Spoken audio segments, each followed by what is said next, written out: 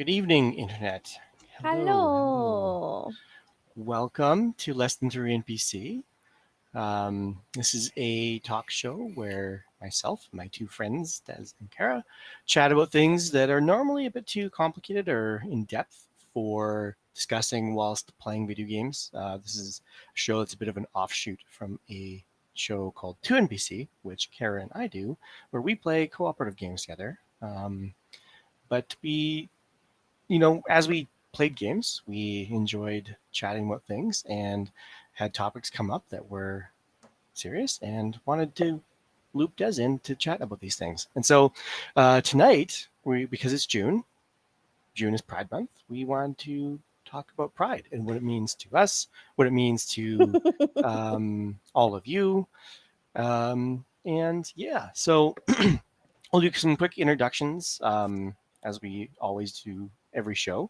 So my name is Joe. I use they, them pronouns. I am non-binary. I am a late blooming NB. I was 30 when I came across the term non-binary and a definition that resonated.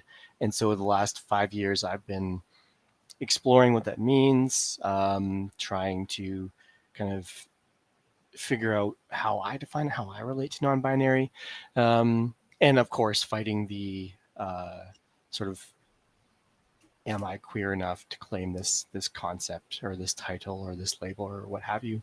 Of course, I have gotten past that, but there's still that niggling, I don't know, given lots of my socialization, I still fight against a lot of the internal self-talk and stuff like that, but that's a little about me. I also play a lot of video games. I'm into cute anime shit. I also like horror.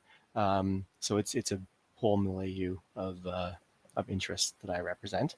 I'll toss it over to Des to do their introductions.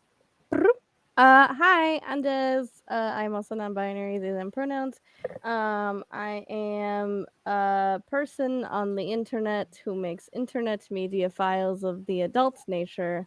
And that was the best explanation yet so far. I like that one. That variation. Yeah. Approved. And I also play video games, and I also just have lots of opinions, so I'm always happy to come up here and talk with our little community of nerds. And yeah, I think that's it. My dog is very whiny tonight, so if you hear some soft whining, it is my dog. Just of the moose nature. Mm-hmm. Yeah. Oh, actually, I don't know.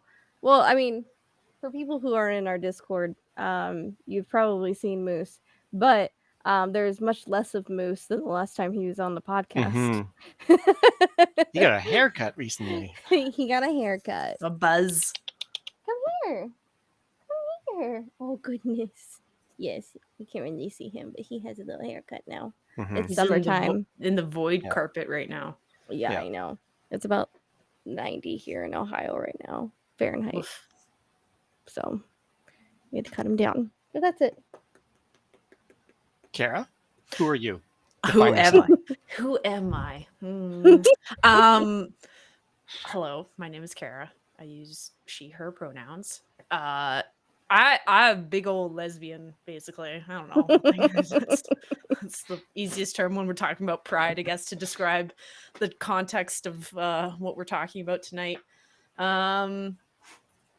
But yeah, I am of the teacup gay style that I like to use as a descriptor nowadays. But yeah, what do I like to do? I like video games. I work in the film industry. Creative stuff. That's great. I love it. Very glad to be here to talk about things that I just could never talk about for a large part of my life. So that's always fun. For those that are not informed, Kara, what is Teacup Gay? Teacup Gay is a definition that I've pulled from Hannah Gatsby's Nanette show. She's a comedian, but basically it's kind of like I'm not so loud outwardly. I mean, besides the fact that I'm aesthetically, I don't know. Some people would say I look very gay. That's fine. But I'm not so much a like going to the club, being wearing the pride flag T-shirt Hmm. and stuff like that. I usually keep that pretty muted, I guess. And it's Yeah. the idea of the teacup is the representation of I'm in the cafe watching the pride parade happen outside. Yeah. Is really what it means. Yeah. That's We right, can all Helva Bar in the teacup. just picture Kara with her teacup. Yeah. It's more of an introvert. It's like an easy way to say I'm an introverted lesbian or like an Yeah. introverted gay person. Like that's kind of really what it really means. Yeah. But yeah. Yeah. Cool. So let's just straight up dive right in. What is pride? Define it. Let's just tackle that small concept. In the context that we're talking about pride, we're specifically talking about Pride Month Mhm. and sort of the time span in which we as LGBTQIA plus, I think those are all the letters, I don't know, us as the gays can celebrate being the gays Mm-hmm. and all the things that come along with it, all the little pride celebrations and all the pride deals you get at Target. And truly Yeah, that's exactly what it is. the spirit of the season. Yeah, you get 10% off if you show your queer identification card or whatever. Yeah. Yeah, not really, but no discount. I tell you that. I get 20% off every time I make out with my girlfriend at the checkout counter. Well, I don't know how we say this, but Canada rejected Target, so we don't got Target no more. No. So they tried. It didn't Well, I bring up Target specifically because this year they do have a Pride collection.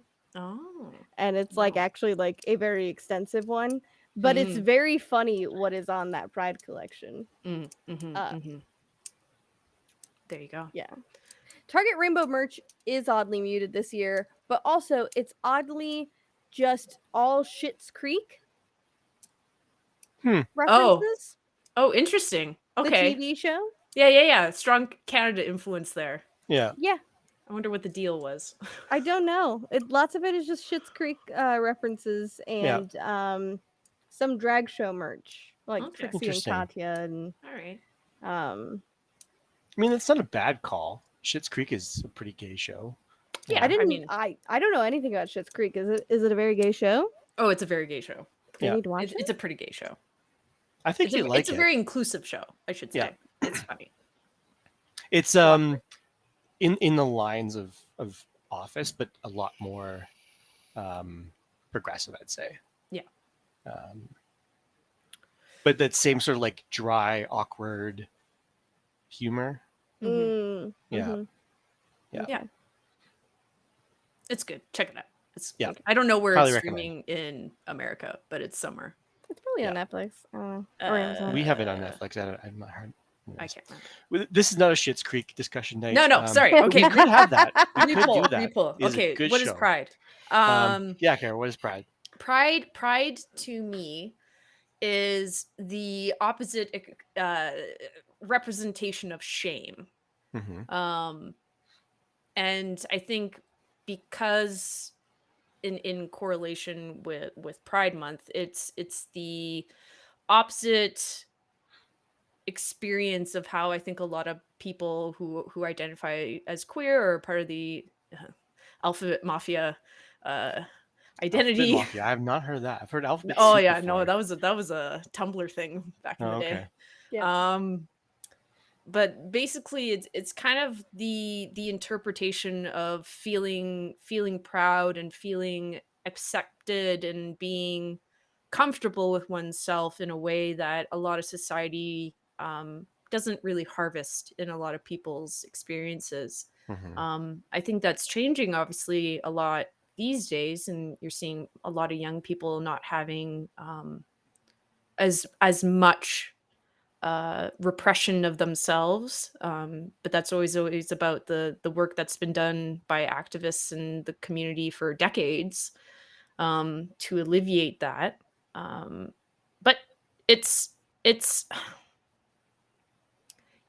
personally, the pride is something I struggle with constantly still. Mm-hmm. Having grown up in a system, specifically with the Catholic school system, where the shame is layered. There's many layers of shame that gets applied It The runs shame deep. cake. as a young The youngin. shame lasagna. The It's got shame, many. yeah, exactly. It's Shame the shame lasagna. lasagna. um yeah, so it's a constant thing that I remember one time posting, um having been a little more out in a public sphere within my network, and saying that I was a pride event, like, in Calgary. That's in September, so it doesn't match up with June, which is weird. Mm-hmm. But I was like, wow, I feel like when I'm here, when I'm at this parade, I don't feel alone. Like, I don't feel separate. I Mm-hmm. feel whole. Like, I feel like, you feel represented, you feel community, you feel all these really great things.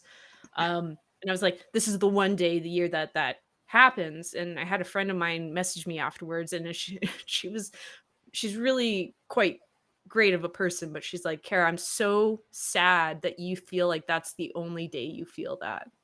Yeah. And that really hit home. That was a comment that, well, one, made me really sad. um but it clarified some things for me, in that, like, there's so much of my life where I don't feel the way that a lot of people feel, when we're talking about a heteronormative or environment, where there isn't this constant reminding of yourself, like, you are different, you are other, you are not included. Mm-hmm. Whether that's said to your face or not, it's an overwhelming, I think, experience that a lot of queer people have. um so yeah, I think, and that was about 5 years ago, so I'm really trying to figure out a way where I'm like, you know what, I want to have that feeling more often in my life, not just Mm-hmm. one day a year. Mm-hmm. So there's that. Mm-hmm. Yeah, that's pretty important. I mean, I Yeah. didn't like. I knew Pride was like a thing, like Pride celebrations and stuff like that when I was younger, but I really didn't go to one that like I wasn't in a town that really celebrated it Mm-hmm. until about 10 years ago when I moved to Columbus. Mm. Because the town I grew up in was pretty small. So that wasn't really like a thing. Like there was like maybe 2 gay clubs in town, Mm-hmm. and one of them shut down before I even left that city. Um, so that was like I think I went once to one of those gay clubs during Pride Month, and the only difference was that like there was slightly more rainbow balloons than usual. Right. Mm-hmm. Yeah. But it wasn't until I came to Columbus that I was like, oh, there's like a shit ton of us. Like we're everywhere. Holy shit. Mm-hmm. Mm-hmm. Like 100,000 people. Like I don't know. The last few years have been sketchy because of pandemic nonsense. But like on average, 100,000 people flood the city Mm-hmm. for Pride. It's pretty huge here. Mm-hmm. And it lasts like throughout the whole weekend, not even just that Saturday. It's like Thursday to Sunday. Everybody's doing something the weekend that we have Pride here. Mm-hmm. And then like the whole month like we have our own like Stonewall Association here, Mm-hmm. which is like in reference to the Stonewall riots and the things that started the original Pride. The Mm-hmm. original Pride was a riot. um, and Columbus is pretty gay. It's not the gayest city out there, but Mm-hmm. it's pretty gay, and I Yeah. enjoy it. Well, I'm glad you mentioned Stonewall. I think Marsha P. Johnson is the name that comes to mind when I think of Stonewall and all that. Um, she's a black trans woman. Sylvia Rivera, another leader, another trans woman. And I think it's important to point those people out, and the fact that the first one was a riot, just because Pride to me is a necessity. I know these days it's sort of a fun party and all that, um, but it really came into being because of police brutality, particularly against trans women of color, um, and sadly, not much of that has changed. There has been progress and all that, but I think pride still exists out of necessity. Yeah. I think to Kara's point too, like there's a sense of visibility. There's a sense of um, other people. If you are queer, other people like you exist. And yeah, it is disappointing that it's like sort of a 1 day a year thing, um, but it's necessary, and it's necessary because so much of society says that if you're not cis heterosexual, there's something wrong. Mhm. Um, and so pride to me is all about pushing against that narrative and taking up space um, that you're entitled to. Mhm. And um, just because there's so much pushback against it. And even though, progress has been made, there's still lots of ways in which society currently still struggles to make sense of queer folks. Um, yeah.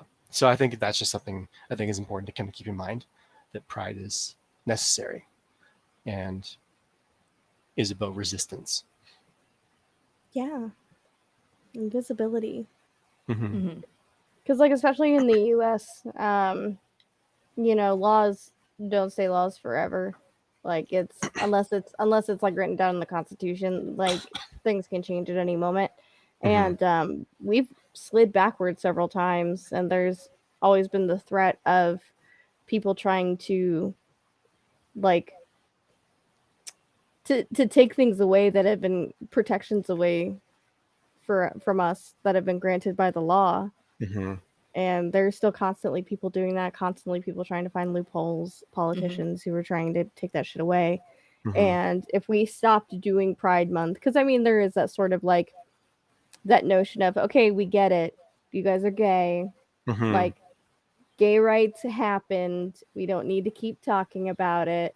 Like, is it because people do actually say that? It's like they don't Oh want it yeah. shoved in their faces. And Yeah. but I was thinking about that. Yeah. the reality is that like nothing's set in stone. Yeah. Nothing, no protections for us. Um, nothing, even in like especially in the US, because state laws are so different from state to state, like how one person might be treated in Ohio versus the same person being treated in West Virginia. It's Right.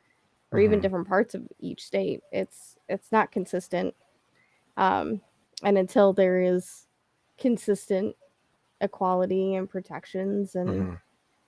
you know, then we just got to keep yelling that we're here Mm-hmm. and we're not going away. Yeah. Well, and I think in particular for the U.S., like there's been a like targeted effort against trans folks, Yeah. to roll back um, a bunch of rights for trans folks. Um, and of course, it was Florida has the "Don't Say Gay" bill kind of in Hmm. place, and all that. So, I mean, places that they're yeah, trying to outlaw hormone replacement therapy right now. yeah, Like it's for anyone, not even like there are certain states that outlaw it for kids specifically, but hmm, there are states that are pushing to outlaw it for everyone. yeah, yeah.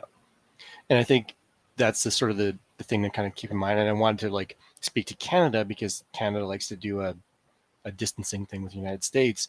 Um, if we don't keep our foot on the gas, then politicians here will do the same thing. Um, Unfortunately, just because of the way things are, like a lot of the steps forward, politicians, a lot of our representatives really only really only carried the ball forward so long as there's a demographic that's voting for them. Um, the there's a lot of like underlying there's a lot of underlying racism in Canada, but there's a lot of underlying homophobia that still exists as well. So um, I don't think it's really important that we don't take our foot off the gas when it comes to pushing things forward and advocating for folks. Because the moment you do take that foot off the gas, I think things would slide backwards all over the place. So, not to be a Debbie Downer or a No, but I mean it's important. Donald Downer, Like you know. people, you know, they go to Pride and they talk about Pride, and there is that sort of, you know, misconception that it is just a big party Mm-hmm. when it's like it's so much more than that. It's like it's the celebration of a people. It's a celebration in the face of adversity. Mm-hmm. Like being happy is sometimes the only weapon that we have. Yeah. Mm-hmm. Well, and being able to be who you are. Like I attended we had sort of an anime expo here recently, and I went, and it's always a good time. And there was a queer cosplaying as queer, or queerness and cosplay, something related, talking about like queerness and cosplaying and how these things intersect. And there's lots of folks that talked about how, you know, cosplaying as characters that whose gender they actually identified with but weren't assigned at birth was a huge thing for them. And the thing with cosplay is they could always just say, well, I'm cosplaying a character, you know. Like as a masculine person, someone who's masculine would be like, well, I'm just cosplaying female characters. I'm just cosplaying, right? A really nice way to kind of hide or test the waters of like what it means to wear feminine clothing, wear stuff that normally they would have a hard time sort of not being questioned on, right? And so it was interesting to listen to some of those stories because, you know, again, we think in 2022 this wouldn't be an issue anymore, but the reality is young queer folks are still terrified of what might happen, you know, if they came out fully, and still need things like cosplay to explore that side of who they are and do all those things. And because it's still scary, there's still things that you risk by coming out, right? Oh yeah, there's lots to risk. You know, Mm-hmm. it's not just your network of connections. It can be your family, it can be your friends, it can be your workplace. It can be a community. It can be, you know, it's not to escalate it because I don't think that that's really helpful. But it is something that when you come across, you know, discovering a part about yourself that had been super repressed because of fear, that's a Mm-hmm. specific feeling that is very unique to, I think, the queer community as a whole. I would say there's probably fewer instances where people are raised or grow up in spaces that are 100% progressive Mm-hmm. with those experiences. I can't imagine there's too many out there who have that, which is great though. I want it to be like that. But I think most people still are under the eye of you know, what is the default for society, what is Mm-hmm. acceptable for society, what does it mean to branch out from that. It's a challenge still. It's still very much in line with how comfortable can you be. And then, you Mm-hmm. know, a lot of people use the word like, oh, you're so courageous for being who you are, and you're like, how about you all just stop being assholes and just let it be, you know. Yeah. Yeah. That's more of the line of thought is, you know, I've gotten older, because here's the shift of what pride has kind of transferred into my perspective is like, I used to very much think of my existence as thank you for tolerating my existence. Mm-hmm. You know, thank you for not, and like this is how I perceived it, is like the people who weren't homophobic towards me or who were my friends and were supportive. I was like, oh, thank you for tolerating my existence Mm-hmm. and the way that I act and the way that I, you know, express the things that I like in this world. You know, I'll there's a little anecdotal experience here. When Joe and I lived together, I remember it was specifically I was driving Joe around, and I can't remember where we were, somewhere, and this very attractive woman was walking across the street, and I was like, whoa. And it was like the first time I had ever vocally said that out loud in the presence of another human being. Mm-hmm. And I remember almost immediately being like, oh, I'm so sorry for saying that. Like, I'm so terrible. Oh my God. And it was, and I think, Joe, what you were saying was just like, yeah, I agree. Like, it was just Mm-hmm. a very nonchalant experience. But for me, it was really quite foundational in the reality that I could express my attraction Mm-hmm. in a space and not be looked at as like an alien, Yeah. or shall be doomed to the devil Yeah. and all the things attached to it. Like, I actually remember that moment. yeah. I remember the person in questions sort of faded, but I remember we were near the courthouse, so she was probably a Yes, lawyer or that's something like that. exactly where we were. Yeah, Yeah, ironically. yeah. So I like to think she was a lawyer, and you could have had a Mm. lawyer wife. Yeah, I need a lawyer wife. We've already yeah, talked about this, but Yeah. anyway. yeah. Anyways, it was memorable for me as well because actually I didn't actually that was the first time that I had heard that from you as well, right? Because you'd come out to me years before, Right. but I hadn't experienced, because I think there's a that requires a sense of safety and security, Sure. Yeah. Yeah.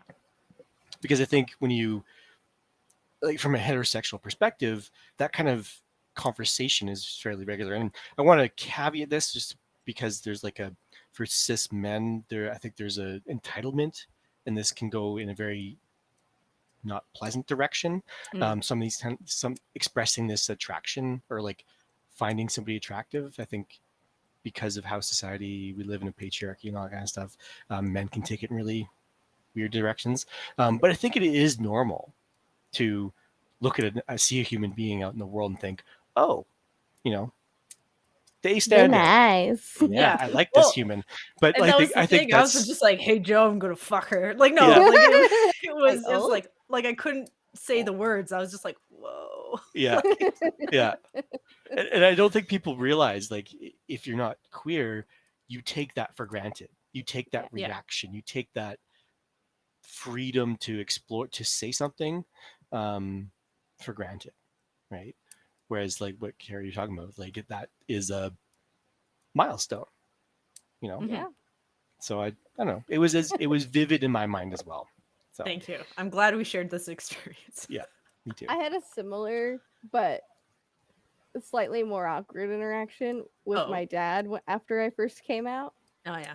I remember we were watching some old rerun of like the Charlie's Angels movie, Mhm. of the one with like Cameron Diaz and Drew Barrymore and Lucy Liu. And my dad, who is like perpetually like bachelor status, like he like always out looking for a date. We were watching the movie together, and he said something along the lines of like, "Ooh, does he get me one of those for Christmas?" And I was like, "No, I'm gonna get me one of those for Christmas." And he was like, "Oh, no, now it's weird." I was like, "Wasn't it weird when you said it?" Yeah. I mean, see, it's such an interesting thing, Yeah, I don't right? think Because shit like that anymore. yeah. Yeah, I guess it is And weird. I think that the fear comes from like is because I remember there's been a few instances, and I'm not going to go into the details because I don't think it's fair to for me to call out these people anymore. They've done a lot of work around this stuff, but it's there. There's a handful of experiences that I remember in my late teens and early 20s when I was kind of testing how to express this stuff, and Mhm. it didn't go over very well, right? Like, it was very judgmental, and it was very much in line with things that I grew up in, like the mentality of that. And it made me feel small. It made me feel not worthy. It made me feel like what I thought was attractive in the world was wrong. Mhm. It was just kind of tripling down on that feeling. And I think when you're under that kind of pressure constantly, especially when you're figuring out, you know, your teen years and finding out what you find in the world, either attractive or your gender identity or any of these things, having the outward pressure of pushing you down and making you feel small is very, very prevalent. Um, I think there's very few young people who get through their teen years, if they are queer in some way, without some sort of pressure like that. Mm-hmm. Um, and it's long lasting. It can really embed in your self-confidence as a person. It can really impact your confidence in how you approach people and feel like, let alone, I say, the confidence of approaching someone you find attractive, and Oh in the God. question of like, I like you and I want to be around you more, like, holy fuck. Yeah. You know, and it's a challenge. It's always a challenge because you're always kind of tiptoeing, and Mm-hmm. the state of being tiptoeing is exhausting. Yeah. I think that's a shared experience that a lot of people have, that a lot of straight folks may not understand on the same level. Yeah. I understand, like, approaching anyone that you like, regardless of sexuality or gender identity or anything, it's hard. You know, it takes a lot of, you know, built up courage and understanding and Mm-hmm. communication skills, and there's no doubt about it. I have like the most respect for any person who's capable of doing that. 100%. I'm like, whoa, well Mm-hmm. done. um but it's really quite something when the million questions that go through your mind when you don't know someone that well, and maybe you haven't had questions about or conversations about, like, what are you into, Mm-hmm. who have you dated in the past, la da da, you know, like, that's you know, it's terrifying. It's Yeah. honestly, I mean, that's Yeah. the best way to describe it. Yeah. That's why like experiences and celebrations like Pride, like those collections of people are Mm. really nice. I feel um much more like confident in like coming up to someone at Pride or flirting with someone at a gay bar than I Mhm. do normally, because just the likelihood of someone being gay is much more and in a queer Yeah. space, Mm-hmm. Yes. and it's a little less intimidating. It's like I'm fine, like if someone's straight and whatever, and I totally miss the mark, then that's fine. That happens a lot. Um, as long as people aren't like gross, or like Right. Yeah. actively grossed out, then I'm like fine by it. That's not like a huge hit to my ego. I just my gaydar was off. Um, Give us our flannel back. Stop it. Straight girls, stop it. Unless you live on a ranch, give us our flannel back. Thank you. That's my PSA for tonight. it's like queer coding is pretty important in groups Mm-hmm. like ours. Like like hanky code. Hanky code is huge for like especially like gay men community. Yeah, that's where it started, didn't it? Yeah, well, I mean, like that's where I don't know that flannel started there, but Oh, no. But the hanky code. That's, I'm pretty sure that's where it yeah, started gay in men. clubs in the 70s with gay men clubs. Yeah. Yeah, Hmm. so that people knew, people were Mhm. on the or in the know Mhm. about like, oh, you can approach me and be gay in my direction. That's Yeah. fine. And also, like, it wasn't it coded to, like, if you're into this Yeah, is, yeah. there's So like a whole color coding system. right, There's right. like even like down to like certain kinds of patterns. Oh shit. Like yeah, it's it's very funny. Mm-hmm. There you go. Um, Nice. but at the time, like at the time that started out of necessity, Yeah. because it Yeah. wasn't something that was safe to go up to someone and flirt with them, Mm-hmm. like someone of the same sex or gender identity or gender presentation. Like it Yeah. was like it wasn't a safe thing to do to walk up and be like, "Hey, what's up?" Mm-hmm. You queer? Mm-hmm. No, that wasn't a thing. So you had to be like low key about it, but also still signal to people that you wanted to do that. With, um, for a long time, I used to go to this festival called Michigan Women's Music Festival. And basically, that's why Michigan Women's Music Festival started, was because there weren't any real lesbian clubs in like this particular area of the Midwest. Hanky code was not as big a thing in lesbian culture as it was in Mm-hmm. gay culture. And it was sort of a big dating thing. It was a dating festival. It was like you could go there and reasonably assume that everybody who went there was gay. Like Mm-hmm. at least at the beginning, because it started in like the 70s. Um, Later on, as like the years went on, it was much more like it was not just gay people, but Mm-hmm. like people had to make their own fucking festivals. You had to go camping in the woods to go fuck a woman. Like, I mean, it sounds a little bit on brand. I'm not gonna well, no, they created the brand. yeah, that's what I mean. But it oh, so many stereotypes. Anyway, but all true as well.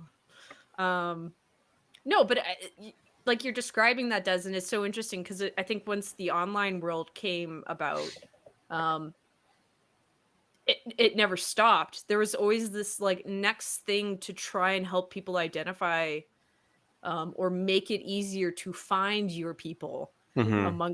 amongst the normies, like in a way. Yeah. I remember in Tumblr era, there was like, what's the say? Oh, I'm gonna butcher it, but I think it was if you ran into someone who you thought was gay, you could say, "Oh, I really like your shoelaces."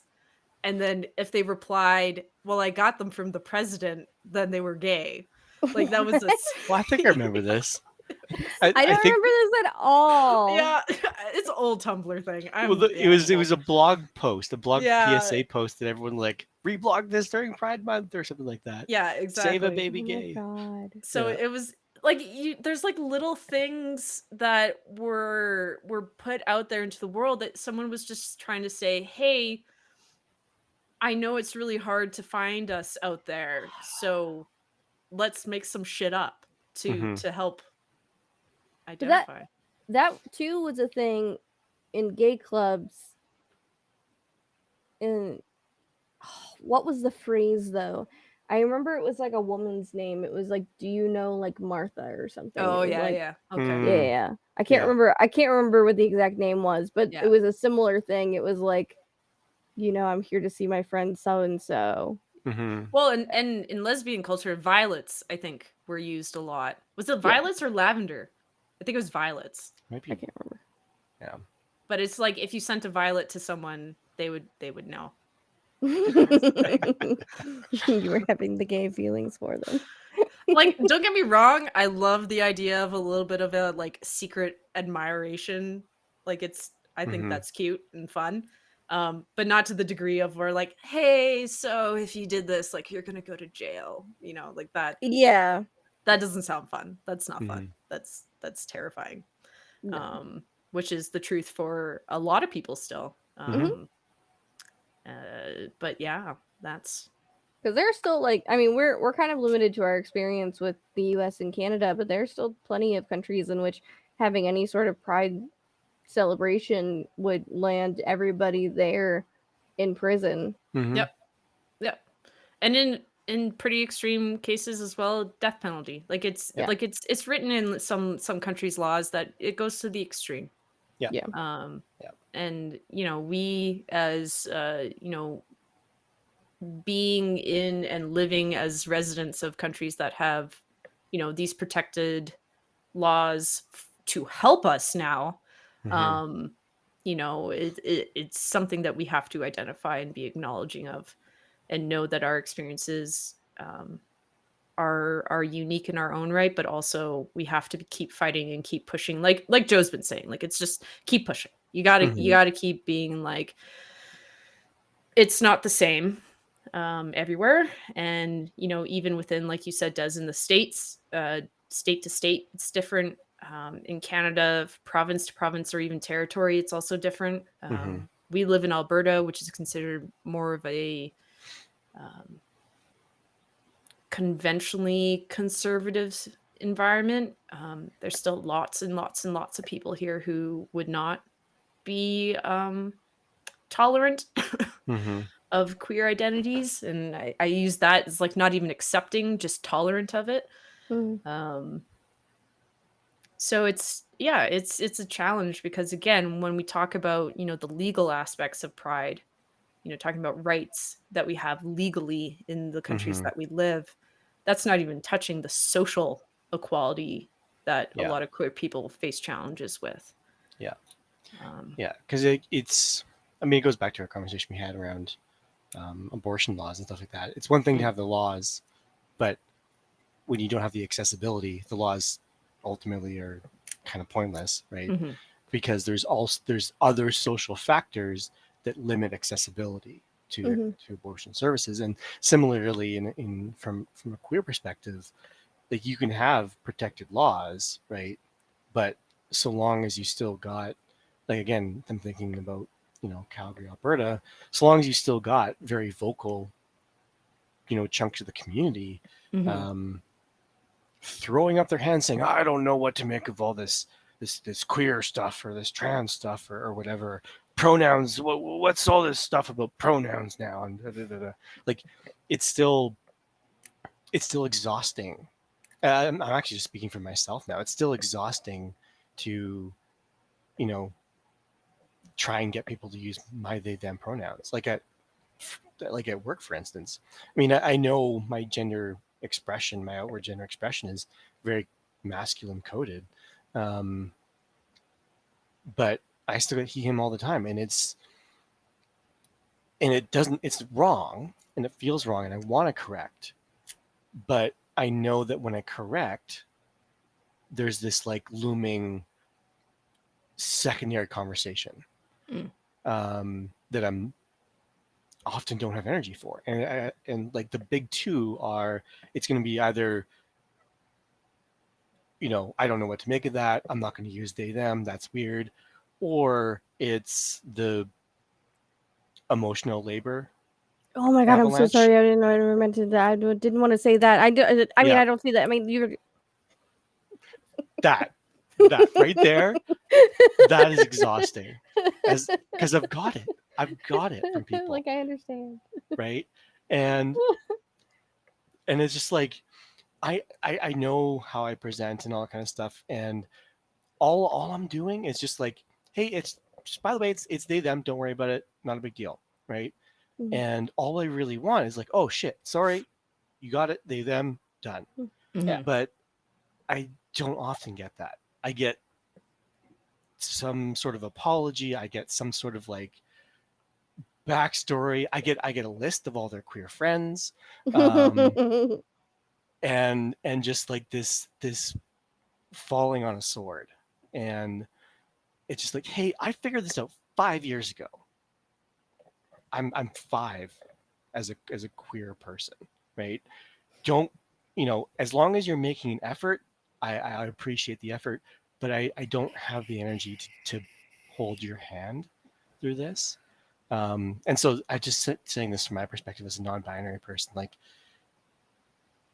I don't correct often because it's just like I don't know where this is going to go. I don't know if I'm going to have the energy for it. Um, yeah, I don't know.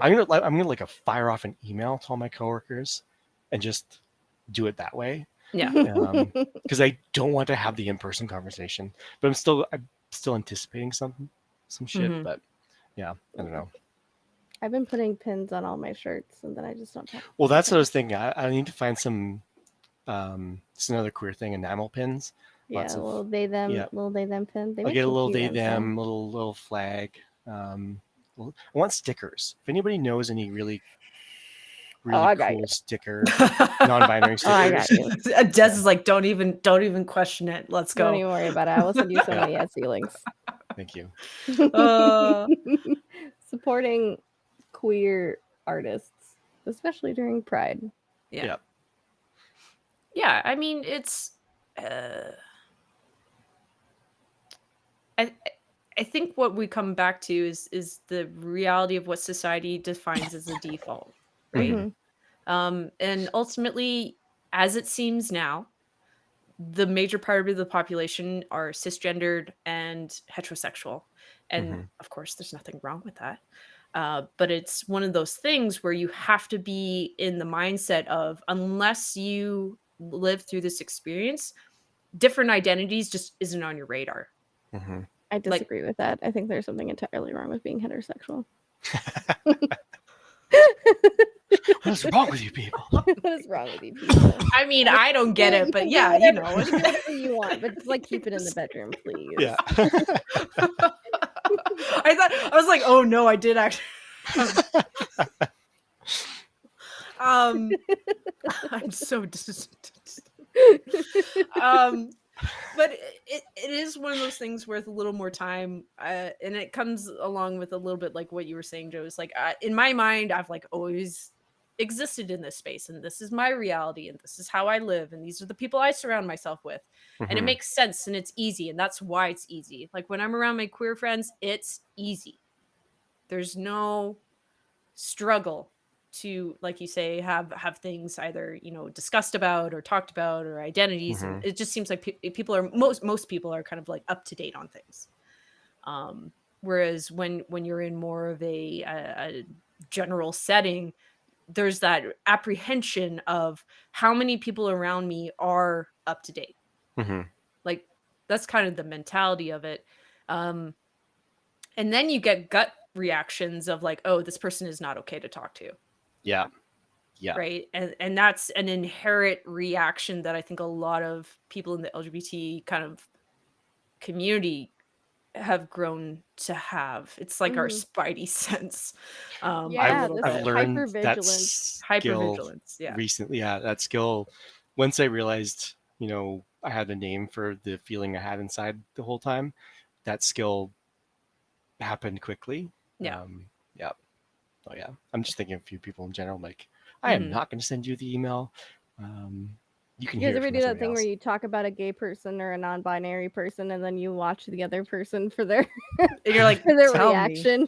Yeah, It's like, I've been Just like waiting my for waiting friend that. just for it. my Yeah, I've friend been just waiting. came out as non-binary, Yeah, what's your thoughts on that? Hmm. or even just seeing how they react. Yeah. uh I did that a but lot it's before I came out. It's like, oh yeah, yeah, yeah, yeah. talk about Yeah. like other bi um people that I knew.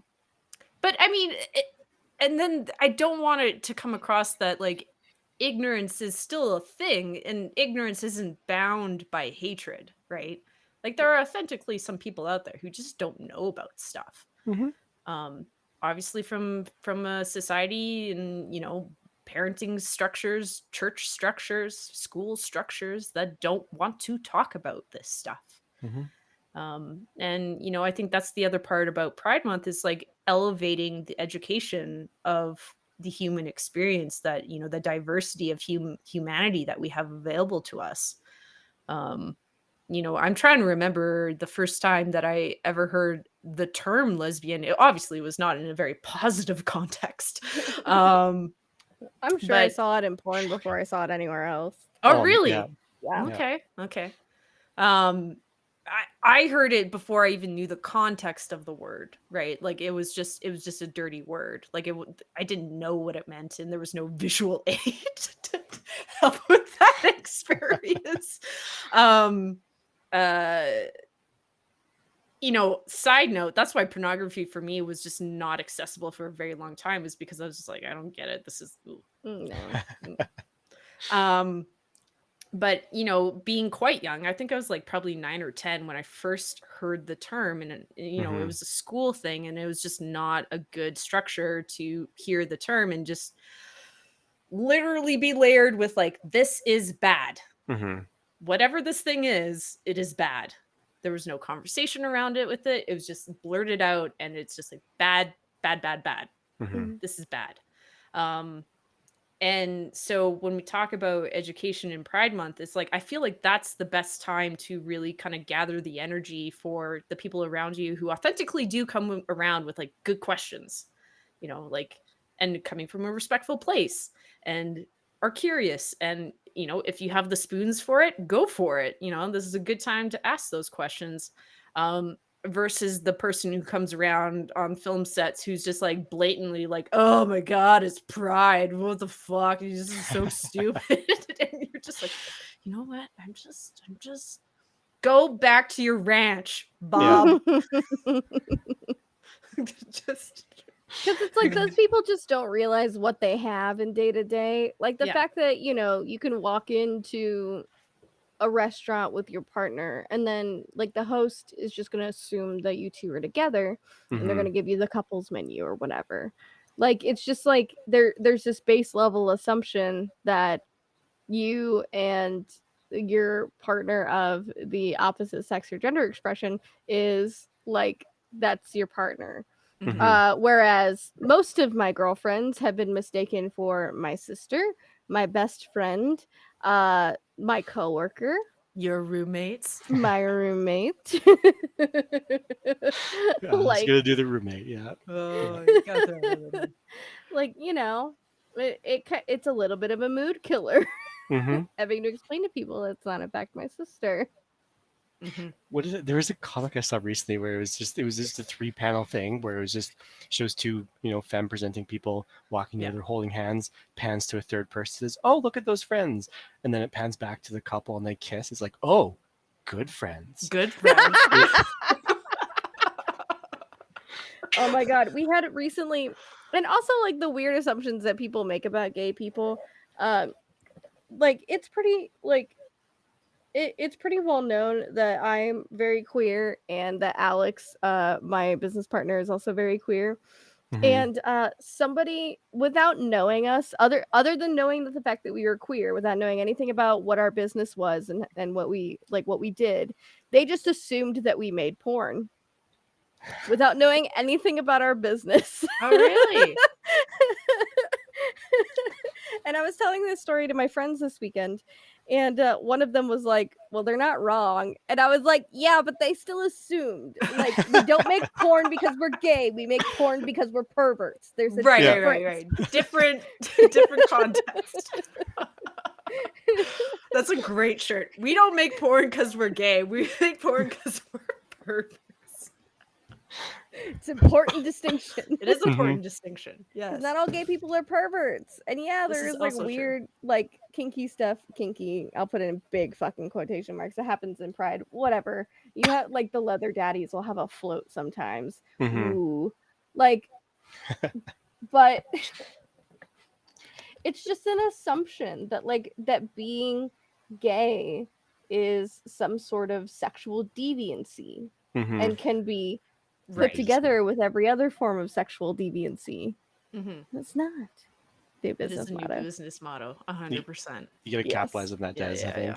I'm gonna make t-shirts. No, I think the only thing I would add to that is that I think as queer people, you are maybe open to the conversation of sexual deviancy more than the mainstream default. Just maybe a little bit. Well, I think it's present because you in general are seen as other, right? Yeah.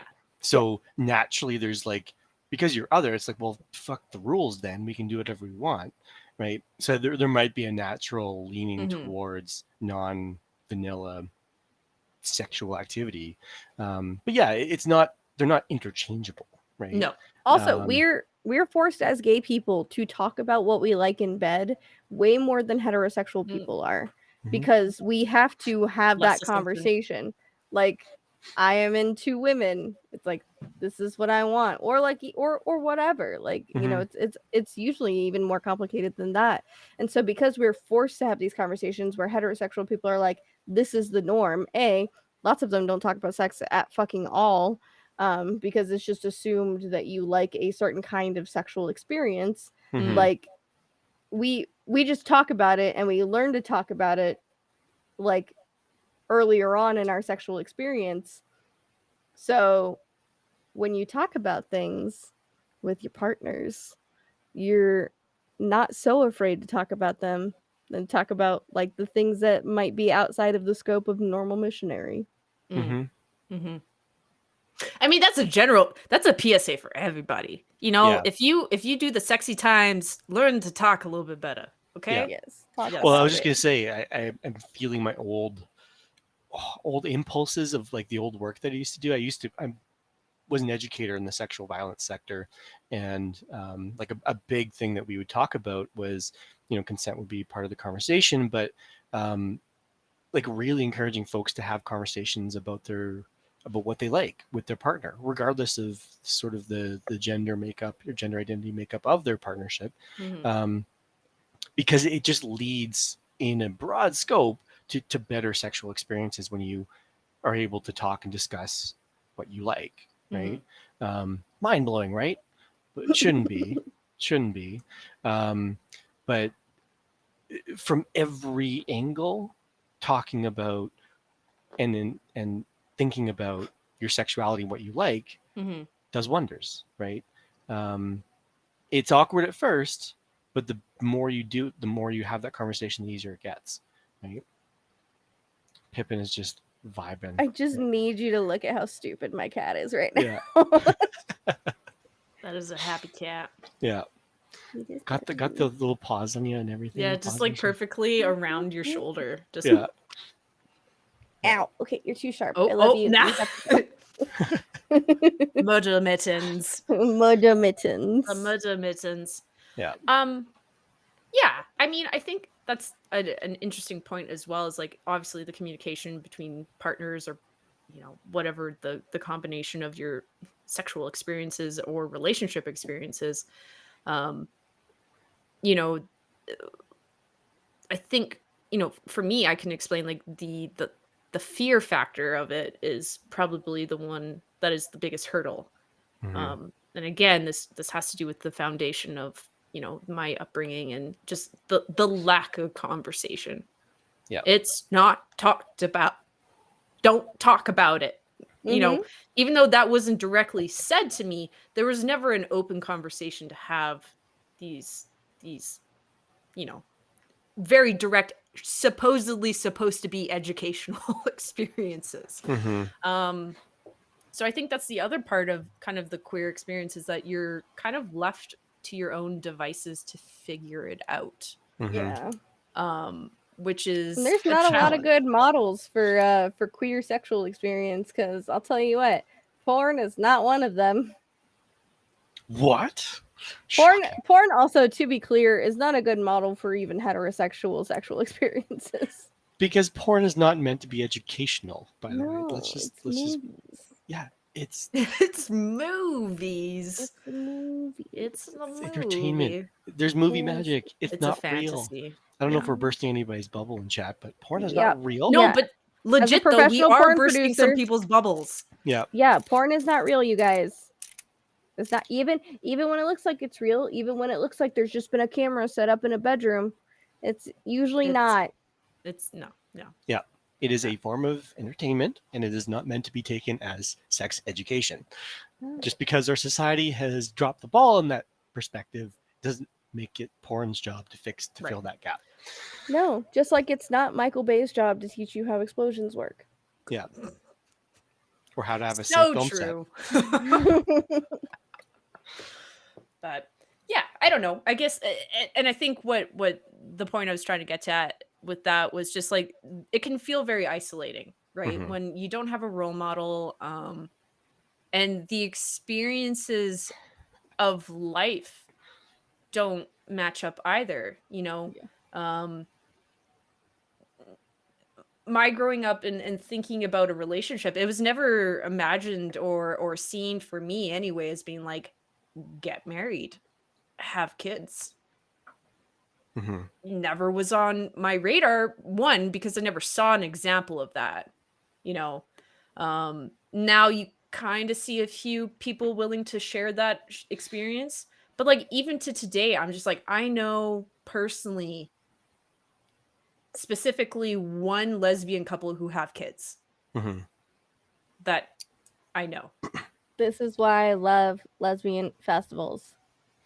Yeah, Yes. I mean, sure. Because so in Ohio, we have Ohio Lesbian Festival, and it's I we still haven't have had to it. go at some point. Yeah. Well, if we Somehow. ever fucking have it again. Aw. But so I've known people who previous to going to Ohio Lesbian Festival had like identified as bisexual or had like been married to a man or whatever, and like gone to the festival on a whim or because somebody else took them, and after the festival like just made the switch to all gay and like or divorce their husband Mm. because it it doesn't seem like a possibility to be in the same kind of romantic and committed relationship as heterosexual couples are if it's not modeled for you for lesbian couples. Mhm. And like when you go to spaces like that, it's, to be honest, Ohio Lesbian Festival is mostly older lesbians. It's mostly older lesbian couples with kids. Like, ow, ow. Pippin. God, what a dick. Pippin was mad you weren't petting him. He was so mad. But until that's modeled for you, you don't know what it looks like and you don't know it's possible. Mm-hmm. Mm-hmm. It's important. It's like kids of divorce, like not knowing that good marriages exist. Yeah. Because your parents are the people who are supposed to model to you that good marriages exist, like if they are married. Mhm. But if you're a child of divorce, that thing was not modeled for you. So in life, as you grow up to be an adult, you kind of assume that that's not a thing that's going to happen, Mm-hmm. Mm-hmm. even in heterosexual couples. Sorry, I just read what Xandra said, and I Yeah. cannot stop laughing. I think we need to take a moment. I'm like, Well, Not to Xandra, just see how appreciate. lean in. Here, Xandra. A different kind of explosion. Oh my god. Hey. I've ruined Kara, you guys. Innuendos. Porn, teach me how explosions work. Yeah. Yeah. I think we need Oh. to leave that to Des. Des, it's your I'm not gonna territory. I don't drop think anything else on no, that. I don't think MasterCard will let me teach you how well, I could probably teach you how explosions work. I just probably could not teach you how to acquire one. Mm-hmm. I think MasterCard would be upset if I just like pulled out the anarchist cookbook. Yeah. Well, okay. But if we want to get all innuendo-y with it, like yes. certain explosions do happen all the time in porn, you know. Yeah. So yeah, I can teach you how they work. But again, there's still a lot of movie magic. I have this joke that's just a stupid femdom joke that I say all the time in our femdom Discord. That is, I am morally against the male orgasm. So I am the last person to teach you how that explosion works. Well, there's different explosions, not just around male orgasms. But I have a book to share with people. Habiba Kande. I should look that up. I would love to do a little shift here, but before we go any further, does anyone want to ask any questions or share about like just the generalized conversation about pride? Now is the time. Mm-hmm. We are available. We have spoons. What was your first pride? My first pride? Mm-hmm. Would have been a couple years ago in Calgary. 20. I've gone a couple of times, I think. 14-ish. I went to Pride a few times by myself. And then only probably in the last 4 years or 5 years, I knew some people who were also queer. And then we're like, let's go together. This sounds great. I had a really lucky happenstance to have a friend who I grew up with who also came out a little bit later in life, and it's kind of my safety net gay in Calgary. So yeah, that's always been really comforting. Your gay battle buddy. Yeah, my gay battle buddy. Oh my god, I'm gonna text her later. You won't believe what you have a new name for. Yeah. So that's our second. That's our second phrase. So the first one was, I don't make porn because I'm gay. I make porn because I'm a pervert. And then gay battle buddy. Gay battle buddy. I'm also trying to recruit her into my new motorcycle group. So this is all working out. It's gonna be fantastic. Is that part of the cliche? Lesbian The cliche? Yeah. Oh, I will promote the stereotype of lesbians on motorcycles till the day I die. Like 100%. There's an entire lesbians on motorcycle group that goes through the Pride Parade every year, and they're badass. Yeah, I love them want very to be much. part of that group. I don't know how they do it here Yeah. in Calgary, because sometimes they're there and sometimes they're not. So I guess There's I some just have to stereotypes you follow. just lean into. Yeah. right? Yeah. Yeah. I mean, why not? You know. Yeah. Well, because you're on a motorcycle. Motorcycles are That's fucking fun. cool. I mean, I hope so. Like, here's the thing. Sometimes I really forget that there's a few things that I do that I'm like, oh, this is like points in the gay system. That I'm just totally not You're aware an of. incredibly gay person, Kara. Mhm. See, I forget though. I clocked you the second the elevator doors Oh opened my when I God. first met you. Hey, tell the story. I don't know if you've told this story on stream. Oh, I don't know if we have. We met at my old office to do like, because you had come into Ohio with the director for the documentary to talk Mhm. about like shooting and like to Mhm. get all the plans together for the documentary. But we were in like the third floor of an office building, and so like we instructed you guys to go up to the elevator, and we met you at the elevator. And the second the doors open, I was like, oh, she's gay. And let me be very clear. For me, in a professional setting, I'm just like this, right? Like I don't encourage conversation until I like know you a little bit anyway. Mhm. But yeah, I remember after you left, I turned to Alex and I was like, why does our director of photography have to be a cute gay chick? Now I'm gonna be distracted the entire time. How fucking definitely dare didn't have the you? conversation, but if you clocked that, you were right. Okay. I was Gaydar probably was wearing on flannel. point on that day. Mhm. Yeah. My gaydar usually is.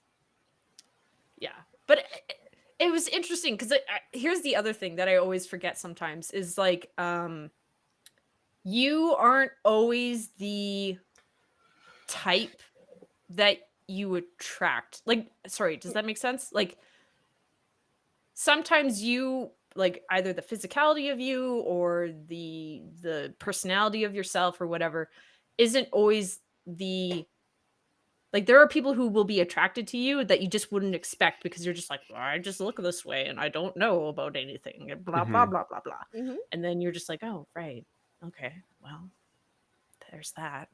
There is sort of a tendency for same-sex couples to or couples with the same gender expression to sort of be with someone who is just on a different side of that scale.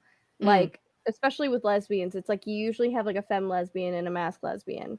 Like that's a pretty common coupling. Mhm. Because not only is there like some sort of like sometimes there's like an internalized like, oh, this is the correct pairing because one of us is like the other. Sometimes that is internally a thing. Sure. Mhm. But the other thing is that there is less of a direct comparison, so that you don't feel like you're like competing almost with your partner for certain Hmm. things, Interesting. like especially with women. Yeah, I've seen some women couples who are like literally twins of each other, and and then I get a little bit confused because I'm just like, oh, okay, you just like, okay, it's fine. I guess you both just like the exact same things, and you just Mhm. cohabitate in that space, and that's fine.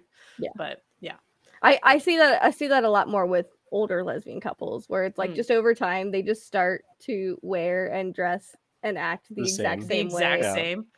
It's like Oh, people with their dogs. there's like this really thin line between that being really cute and being like, ooh, you know, like you see it in all couples where they've like been together for so long and then they have like Yeah. matching paired clothing, and you're like, Yeah. Yeah. okay, I guess it's a thing. And yeah, no, I'm Not and for it's me, but you know. insufferable in that like really cute way. You're like, God damn you two. Stop How it. dare you? How dare you? How Yeah. dare you Dare be so you? cute? How dare you have a healthy Fuck relationship? off. Yeah, my lesbian moms are like that. The Mm. the two women who taught me archery, that I call my lesbian moms, they are exactly like that. They are like they look very, very similar. They dress in Mhm. exactly the same way, like cargo pants and tank tops, and like their personalities are very different. Right. And like, Mhm. and I think that's part of the thing that just has made them work for so long is that they're like one of them is very like sort of organized and logical and very like but still attached to their feelings but aren't ruled by their feelings, and the other one is very much the opposite, very like ADHD, sort of chaotic, sort of Mhm. like I am very emotional, I'm having Mm. so many feelings and I want to talk about them, and but it just works because Mhm. they just sort of pick up where the other person, lacks, Yeah. Hmm. Yeah. but they look exactly the same. It's very funny. There you go. There's no right or wrong. No. Mm-mm. Just, you know, It's funny how it works out. yeah, Yeah. sometimes. I think. Oh, okay. I feel like we're going down a little bit of a different hole now, but it's the only comment I'll say to that is I think there's something really interesting that people find in partners when they're like, oh, that's something that I don't possess, and I find that very interesting. Mhm. Hmm.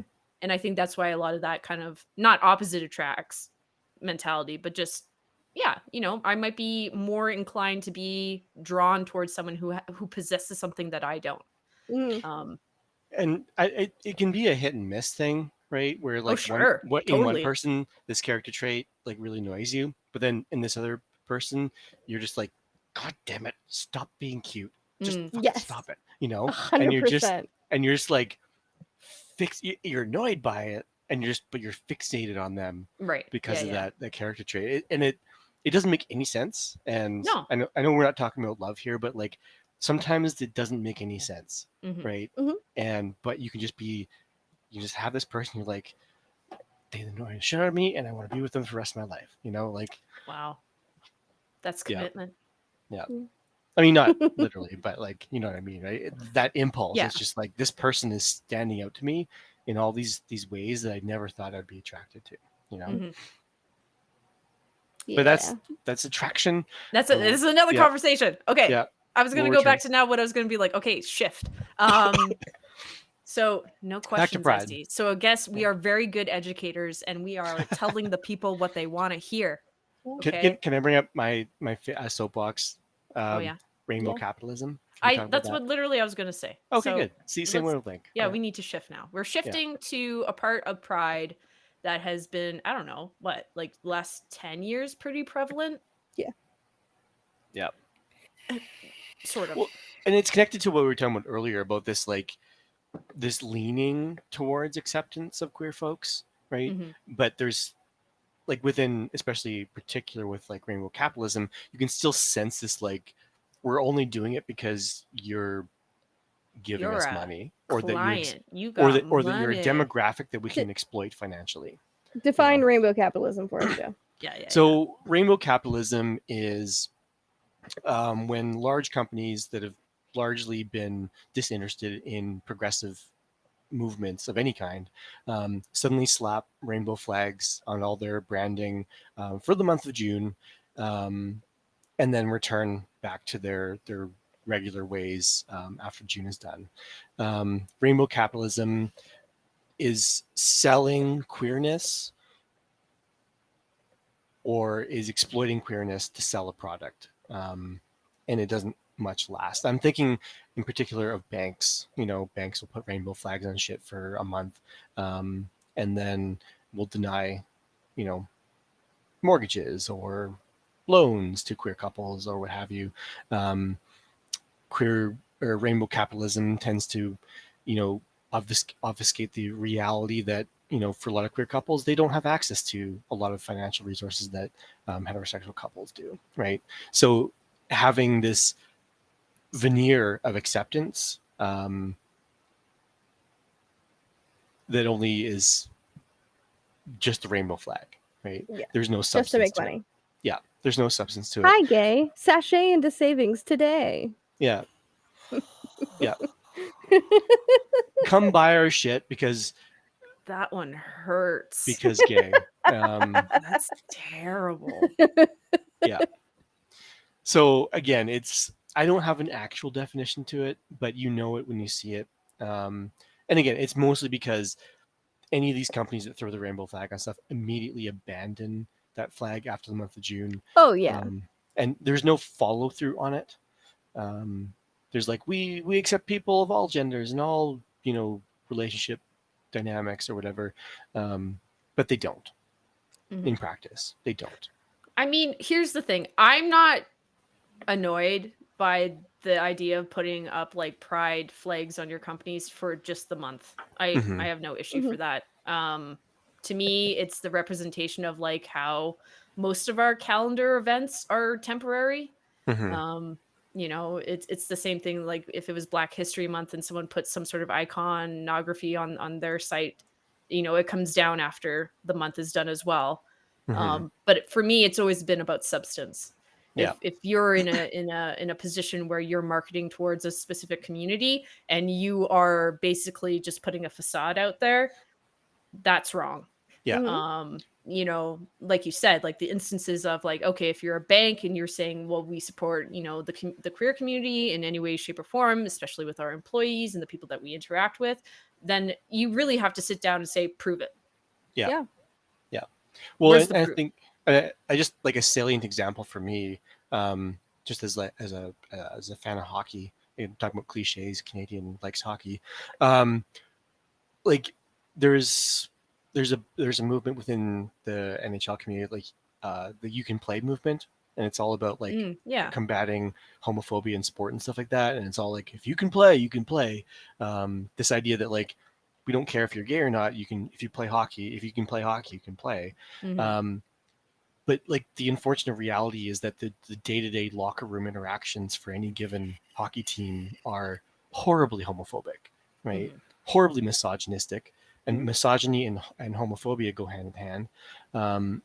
And so there's this idea, there's this veneer that like we want gay players in the NHL or whatever, but there's no follow through to actually make it more accepting or to sanction players that are homophobic or to sanction coaches or media personnel or what have you. There's no effort to sanction that and make it a safer space for people to come out. So again, every NHL team has their rainbow flag, has a rainbow flag on their symbol, right? And some are even with it enough to include the trans and black and brown stripes, right, on the rainbow, on the pride flag. But the reality is most of these players use homophobic slurs regularly, right? Yeah. Same with the coaches, right? So it's not legit because there's no follow through on sanctioning behavior. Well, I think it's also important to mention how that started though, right? Like it was one of the head coaches of one of the NHL teams, his son is gay, and he witnessed the experience that his son went through. And that's what started this whole campaign, right? For to change the system that it's in place. Yeah. And obviously, like, yeah, receipts are not being held accountable right now on that facet. But how incredible is it that there was that spearhead, Yeah. you know, to initiate it, and talking about one of the most prevalently homophobic and transphobic and misogynistic environments that can exist, right? You're talking about hyper masculine environments when you're talking about professional sports. um you want to talk about an environment that it's going to take the longest to tackle. That's, I feel, going to be one of them. Yeah. you know Yeah. um I think from my perspective though, I don't see the follow through, right? Like Oh, I'm not the saying there movement is follow through. I'm the just movement saying is it's got to work. yeah, the movement, it's good. It's I'm glad it exists, but I think the fact that it takes somebody of that stature to initiate the movement shows how far the sport is yet to go. I'm thinking Mhm. also it's more about racism, but I'm thinking about Lewis Hamilton, um, who's 7-time world champion, one of the greatest of all time, Formula One drivers.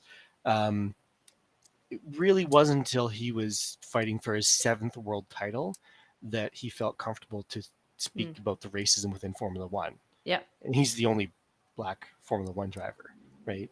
Um, Sport is probably whiter than hockey, which is hard to say. It's a hard metric to beat.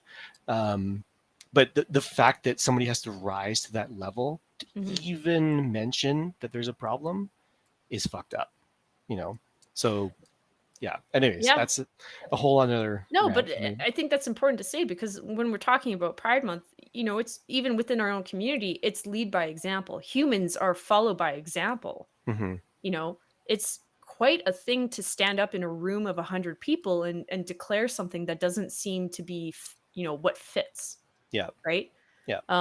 And the human expectation, unfortunately, is until you see someone else do it, most humans will not act, Yeah. Mhm. 100%.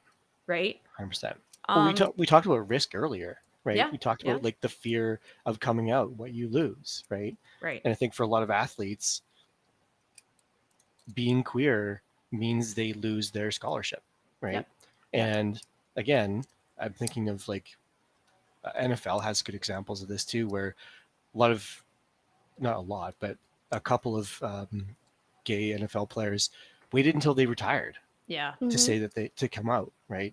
Um, because if they didn't, right, if they came out right away, again, maybe the sport doesn't throw homophobic, slurs at them, but Mhm. they don't get drafted, Right. right? Yeah. That They don't that's get the signed, consequence, right? right? That's what's set before them. Yeah. Yeah, Yeah, and yeah. I think if you're an institution that claims to support LGBT people, then you need to support them internally within your system. Yeah. Like there needs to be recourse for people who do like shout slurs at other gay players, and there needs to be less of a risk to come out in that environment. Like Hmm. if you're really going to support them, then you need to remove some of that risk. Yeah. Mhm. Like the same thing in like big corporations. It's like having it an HR program that actually addresses when there's active homophobia in the workplace and like a bank Hmm. or whatever, having policies that include same-sex couples in things like maternity and paternity leave, Mhm. Hmm. like Yeah. healthcare for trans people, supporting healthcare for trans people, supporting women's healthcare. Like if you want to take our dollars and you want to put rainbows on all your shit, then you Mhm. need to support it within then you need to support us within your institution. Hmm. Like otherwise it's it's a facade. Mhm. Yeah. It's Yeah. just a way to get gay people's money. And it And it feels happens a gross. lot. It And it feels honestly gross. it does. Yeah, because Yeah. again, it's not to say that there aren't people within the organizations who are authentically trying to change stuff. I Right. I honestly do believe that. I wholeheartedly understand that there are people in organizations who, you know, serve up their services to talk to these organizations, do education programming, all this other stuff. But the ultimate reality is unless your leadership follows through with Hmm. either consequences for poor behavior or reward for doing things right, you're not going to see change on a grand scale. Yeah.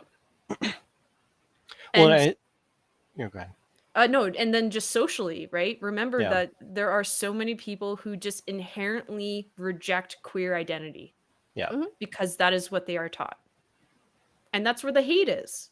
There's legit like I know people are just like, "Oh, you're over exaggerating that, you're afraid for your life." I'm like, "Yeah, I'm not afraid for my life to walk down the street." But there are authentically human beings on this planet who wish I was dead Hmm. just for being the way that I am. Yeah. No reason for it.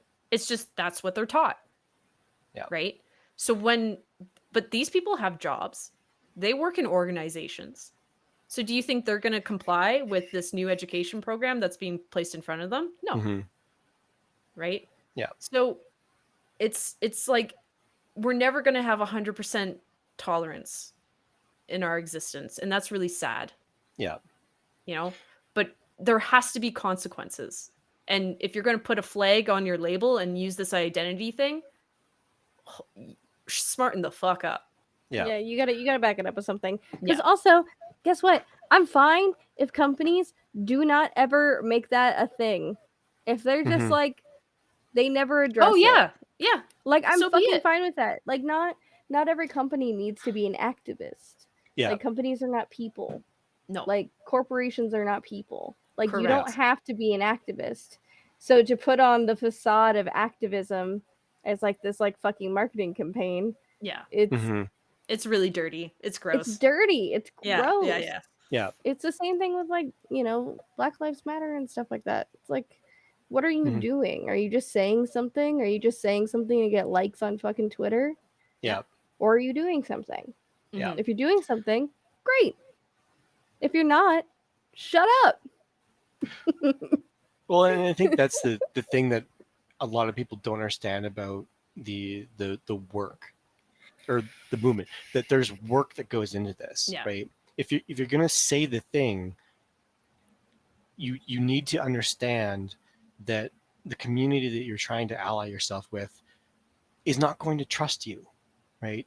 And that you have to build that trust with that community over time, right? So slapping a rainbow flag for your once a month thing, and maybe it doesn't result in the boost in profits you're hoping for, it happens because you didn't follow that up with something, right?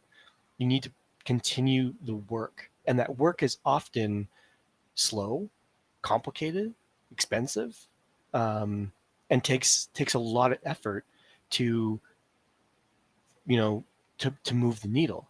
And the other thing it requires, and I mentioned this before, is that you sanction the people that are not on board, right? Yeah. And you sanction them regardless of their standing, right?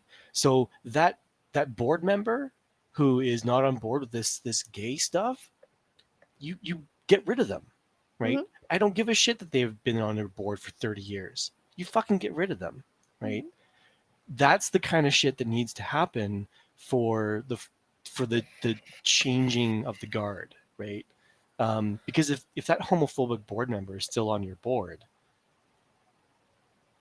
it's token bullshit, right? Mhm. And this isn't witch hunting. This is consequences for for actions that are shitty, right? That's what needs to happen, right? And But then, that's I not the mean, power dynamic. no, So it's not. It's yeah. not, because that board member has 65 shares in the company or whatever, right? Yeah. And the company's scared of losing that revenue because the shareholders will be mad, right? But Yeah. I mean, yeah. activism is about risks, but Yeah. you don't have to be an activist if you're a corporation. No. Mhm. You can just continue to sell your products in other ways, and it's Mhm. fucking fine.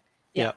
Just don't put on like, your little pride button and be like, buy things from us gay people because we Yeah. support you. It's a lie. It's fucking Yeah. You're Yeah. lying. You're and I mean there are legitimately some companies that do, and like who have Mhm. earned that right to be like, no, we're truly like we're a safe space for these people. Like Mhm. we help. We help.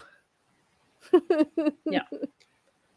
But yeah, and I would also say on the flip side, us as consumers, we need to be vigilant about that. Oh yeah. Mhm. Don't just follow a trend and buy into something just because it looks trendy or because it Mhm. looks cool or whatever it might be. I guarantee you there's an alternative out there from like an independent seller who's probably offering something similar. I'm talking about like clothing or Mhm. Mhm. pride stickers or flags or whatever like that. Yeah. Obviously, it's not like a bank loan or Yeah. something like that. But I get all my you bank know, loans from Etsy. no, there you go. The bank of Etsy. Yeah. Oh no. Yeah, so it's kind of just one of those things where as much as we want to say corporations are held accountable, we have to hold ourselves accountable. Oh Mhm. yeah. Don't let us slide just because it's convenient, you know? And I think, if I was able to go into the realm of having some self-criticism of the queer community ourselves, is like us forgetting that Pride was a riot. Mm-hmm. That's on us as well, is to educate ourselves and learn and grow and understand, what are the laws in our own countries, and maybe some of, others of people whom we love. Mm-hmm. um that's on us. We have to take accountability for that. Yeah. What's the history of this thing? Yeah. Like, Yeah. because there's plenty of like gay people and trans people who have died or have suffered for the rights that we have now. Mm-hmm. And like, that's a thing we really need to appreciate. Absolutely. Well, You know? and to recognize the intersectionality out of it all, that a lot of the violence is directed at non-white queer people, right? Mm-hmm. In our society, those are the folks that tend to experience the highest rates of violence, right? Yep. And tend to be ignored by the queer community, Mhm. right? The Combahee River Collective was a group of Black lesbian women who, in the 60s, tried to call attention to intersectionality. They sort of highlighted the concept before Dr. Kimberly Crenshaw came along and put sort of a formalized framework to intersectionality, right? But again, she's a Black academic, right? Um, so I think there's all these different intersections that are part of Pride in a lot of Yeah. ways, right? And there's lots of stuff that people leave out of Pride. There's lots of groups that people leave out of Pride thinking that they're somehow not at risk enough or not Mhm. gay enough or whatever. Like bisexual people, Mm. like Mhm. bisexual people who are partnered in like heterosexual couplings, asexual people, trans people. Like it's there's still a lot of gatekeeping that goes along in Pride when Mhm. it shouldn't be. Like Mhm. Yeah. there's sort of a like risk Olympics where it's like you don't risk as much as we do. Like you're Oh not as yeah. Mhm. visible Yeah. as we are. Ugh. So you don't get Ugh. to celebrate this. You don't I get to hate celebrate it. with us. I hate it. And even Oppression, allies. It's oppression like Olympics, yeah. yeah. And even allies. It's like yes, allies belong. I mean, people disagree with me on this, and I'm fine with it. I think allies belong at Pride too. Yeah. I Mhm. have no problem with that. Yeah, I have a problem with straight pride though. well, that's a different thing. I know. I just It's joking. a different thing. Mhm. No, I would prefer to have allies come to Pride. Honestly, Yeah. it's a wonderful opportunity for them to drop some like, I don't know, preconceived ideas about, Mhm. people, for them to get just exposure to, Mm-hmm. queer culture. Positive Yeah. interaction.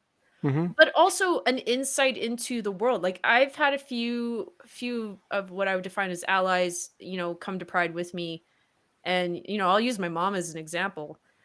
It took her a lot to show up. Mhm. Um, and I'm glad to see that she decided to come for the last few years.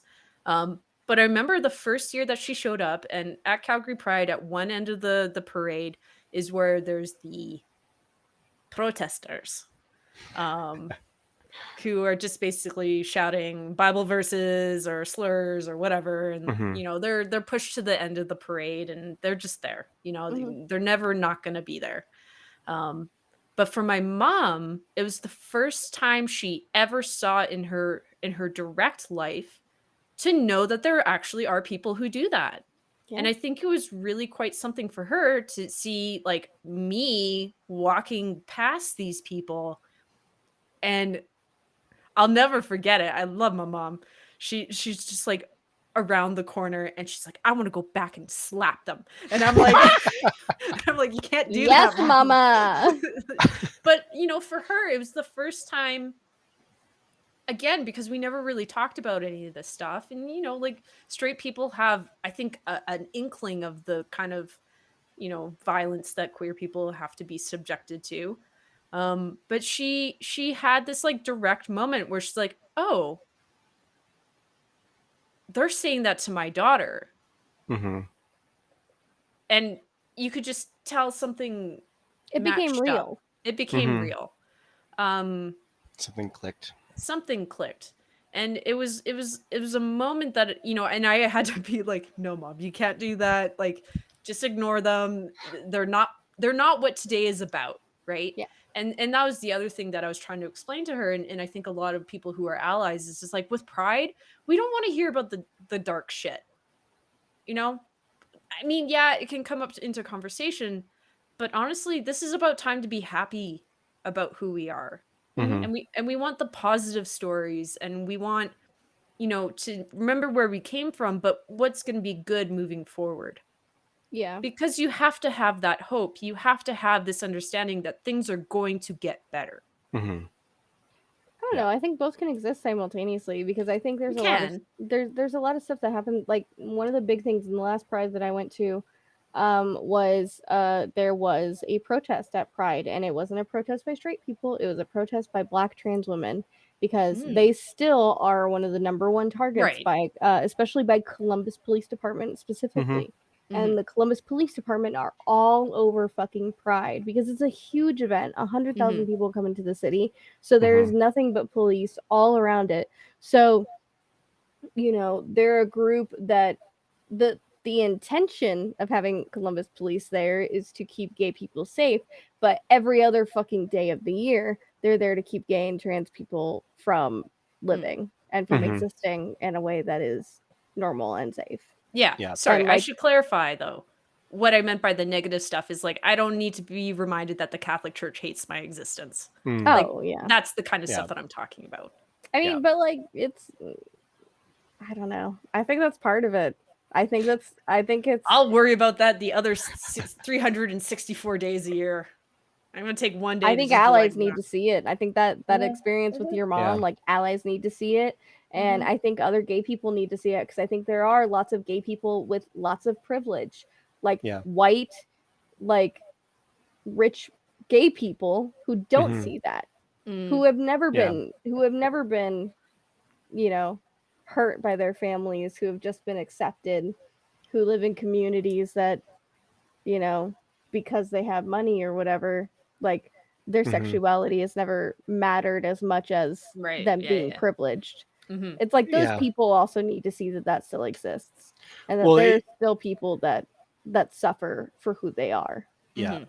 Well, I was just gonna say, like, it brings up that exception factor, right? So if you are again, so if a hockey player who is in the NHL and is one of the top players on a given team comes out as gay, right? I think people will be a lot more accepting of him than they might be of a random player who's not doing so good, Sure. right? Yeah. Mhm. Um, if you are exceptional in some aspect, people are going to be a lot more tolerant of your Mhm. differences, right? Your Yeah. model Um, minority. your Yeah. model minority, right? So that is very much a factor, and I think it does need to get addressed because unless we're focusing on the issues that the most marginalized are facing, we're not doing our job, right? Mhm. um, because I think that's what gets missed with a lot of the fanfare of it all, right? So I think it's important to bring that up. And just the thing on allies, I might be going in a different direction with this kind of thing, but I am a little weirded out by, and this is something from I've seen from our Pride, but with T-shirts that say like straight but not narrow. Um, You're talking about Nenshi. well, it wasn't just Nenshi. Uh, He might have championed that T-shirt mm. idea, whatever. But there's a lot of other people wearing it, and this What is idea that that supposed to straight, mean? Like just not narrow-minded? not narrow-minded, Yeah, yeah. yeah. Okay. So, but what it says to me is this just it still rings of a tinge of homophobia in that like it's like, hey, I'm at Pride, but I'm straight. Please don't think that I'm gay or trans or non-binary or Fair. whatever. It's like, please, I am straight. Okay, I am straight. Don't please, I am straight. Don't Mhm. mistake me for anything. That kind of like it's a weird allyship in my opinion. And I know people need to take steps, right? And that Mhm. that kind of thing. But this kind of putting your straightness out. And again, I have privilege. I have straight privilege. The people I'm attracted to, if I, am in a relationship with them, people are not going to have any questions. Yeah, I'm gonna have that privilege, right? Which is why I'm so, I guess, focused on this, is that it's still weird that you need to advertise that you're straight at Pride. I use that example as politics. I don't know. I don't know specifically. that I mind that as much. I'm fine with straight people telling us that they're straight at Pride because Yeah, it's yeah. it's Yeah. it's nice to know that when Pride ends and all the gay people go home, that there are still people around that are Mhm. straight that might, Mhm. that will accept whatever I'm doing, Mhm. that I can feel safe around. Yeah. Yeah. No, I'm just saying in this literal example with Nenshi, he was our mayor for Oh. 10 years. And I meant it literally politics. So Mhm. he Okay. was making a political statement. Yeah. I thought Nenshi was like a friend of yours. No. Yeah, he was our mayor. A pretty okay mayor, to be It's a honest. decent one. Yeah. Yeah. No, it's It grated a little bit. mm, I don't know. I mean, I remember another conversation where a coworker, she brought somebody she was dating at the time to a Pride event, and he was like very worried that, like, are people going to think I'm gay? Like, he was very concerned oh about no. this, Yeah, right? that's weird. Yeah. So I just think it's a slippery slope into that sort of subtle homophobia. Because I think allyship is a verb. It's not necessarily a label that you place on yourself. You have to prove that. Um, again, it's one thing to say. Anybody can say it. Anybody can slap a rainbow flag on their logo, right? I just think it's important for follow through to happen. And if you're using your presence to announce your straightness, it just rubs me the wrong way. And that's only my personal opinion, because Yeah. I think Des is right. I think it's really important that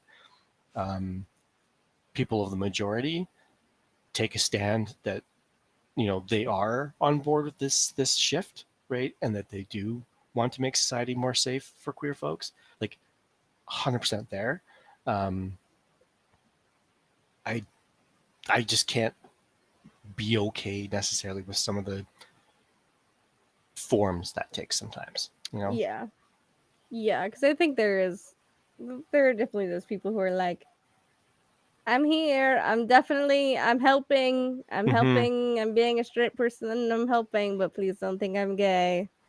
It's like, well, would it be so bad if somebody thought you were gay? Yeah. Well, yeah, and that's about understanding where the homophobia and transphobia sits, right? Like, Yeah. again, it's like if the offense, like the level in which you are offended by a label kind of really tells that. Mm-hmm. Like people who be like, oh well, I thought you were gay, and if they're like, oh, how could you think I was gay? Yeah. Versus being like, oh well, yeah, I mean, I guess you could think that, but it's not true. I Yeah. get like that whenever people think I'm straight. How dare you? How dare fucking you? dare you? How fucking dare you? I'm gonna go get my undercut redone right now. I'm gonna get 8 more tattoos. Fuck you. There you go. I have worked very hard to look this gay. That's what I'm saying. Give us our fucking flannel back or Yeah. some sort of coding. Anyway, I think where my line in the sand is when it becomes a derailment. So if you Mhm. have someone who identifies as a ally comes into a space and then it's suddenly like, what about me? Mhm. And then you go, Yeah, it's not about you.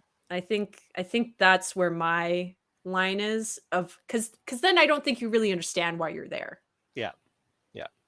And that's where the whole concept of straight pride comes in, because we are going to talk about this as one of our Oh things. God, yeah. And how it's not a thing. Straight pride is not a thing. I'm not a sorry. I mean, it technically is a thing. There's some people who run them, but No, it yeah. is. Yeah. Well, it is, because every Oh. fucking rom-com is a straight pride propaganda piece, right? Like, straight pride is everywhere you fucking look, because we live in a heteronormal society. So that's why straight pride is not a thing. I'm sorry. Right? Well, it's also why it's not successful. Like, there's people who run these straight prides, and there's a reason why people don't show up. Well, and they picked a black and white flag for their I fucking know, it's pride just flag. Like, so Jesus weird. Christ. Oh, It's like, all right, we people. get it. You're boring. Bye. Yeah. Literally looking at the world through black and white lenses. Jesus Christ. Like, Well, come it's the on. self-declared struggles, right? It's just like, it's not that straight people don't have things to celebrate about their relationships. Of course they do.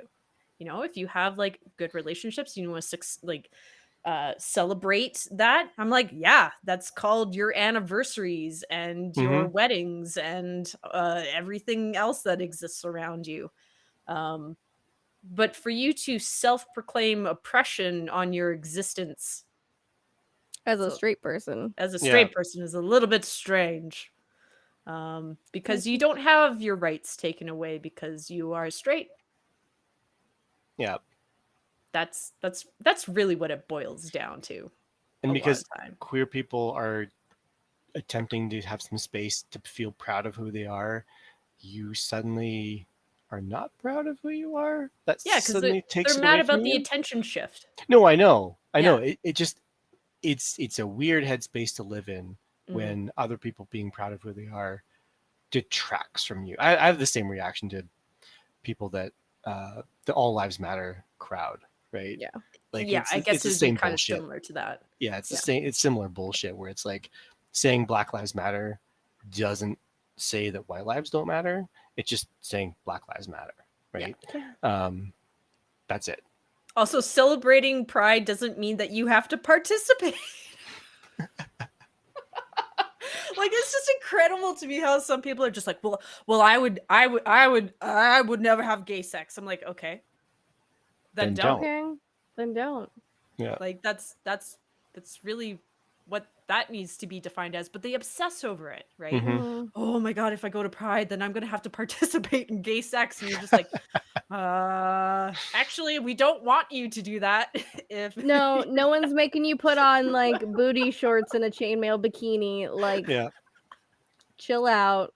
yeah, it's just I don't understand the line of thought with that. I will say, if you're not an ally, don't go to fucking Pride. Don't go I to mean, fucking yeah. Pride because you think it's a party and like you get like, Mhm.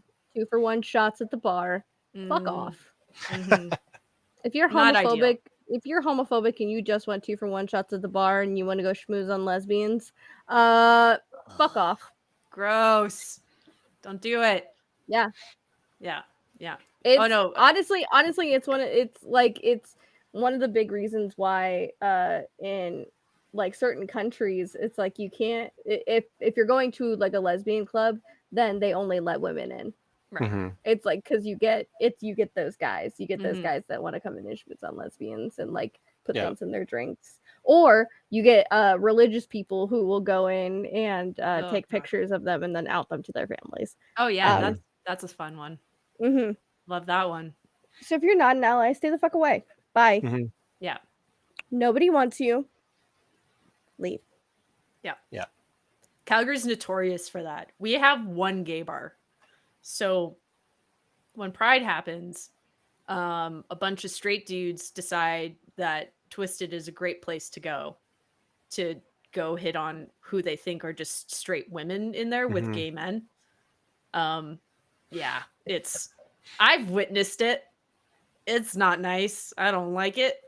Yeah, Calgary's got to figure their shit out. But here's the thing. It's just like allyship is so essential. Mhm. It really is, right? To help normalize an environment where people are just accepted and loved and supported. Yeah. You know, it's not that can't happen within the queer community. Of course it can. But there's that, queer people aren't the only people. There's also straight people. So for us to interact with them on equal footing, we need allies. Yeah. So it's just, We just yeah. want to bridge that gap.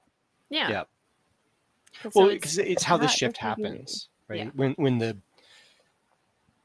so long as it's just the affected group fighting the fight, not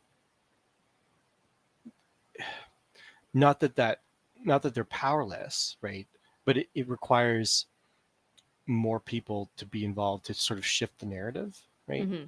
And the people with privilege to sort of stand up and challenge the system as well, right? Because they're benefiting from that system that's oppressing this group of people, right? So they also need to be involved in that conversation. They can't take center stage for that particular movement, right? But their voice does need to be part of that conversation. Yeah. They do need to say, hey, we also don't like this. I use we all know Alex Mitchell. Our bro, Alex Mitchell. There was this very limited time in which a term in the lesbian community called a lesbro was very popular. And if I were to dare label Alex with him probably not being here, like it'd be the closest thing that I would define as a lesbro to me, right? He's like a brother who accepts me for who I am. Oh, it's the dude version of a fag hag. I think so. Yeah. Sort of, yeah. And it was basically, you know, he's someone who I feel when I'm around and I'm in public environments. And if I were to be a little more, you know, out Gay? there, more gay, he would have my back, right? And it's not to say that if I wasn't with other queer people, I wouldn't feel the same way or, you know, strength behind me. But there is something else about having more of a, you know, a straight person who's willing to go to bat with you on stuff. Yeah. That's comforting.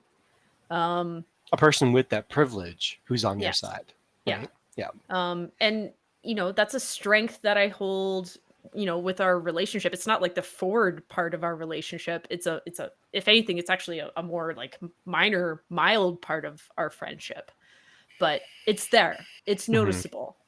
And it's just, you know, he's someone who I can be like, yeah, this happened on set. It was really shitty. And he's like, you know what? I might have to go talk to this guy about that. Yeah. And you're like, oh, fuck yeah. Like, let's go. And that's the kind of allyship that is, I think, really embraced for me anyway. But the reality is I have to fight a lot of my own, you know, conflicts with people. And I have to use my own strength and courage to deal with it or not deal with it. You know, that's another part of it. But always a learning situation with people out there. Yeah.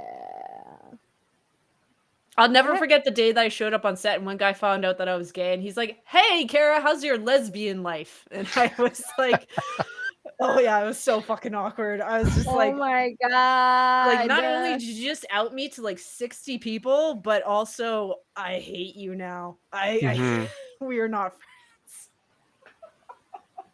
It was bad. That's unfortunate. That was fun. Oh, that was unfortunate. Yeah.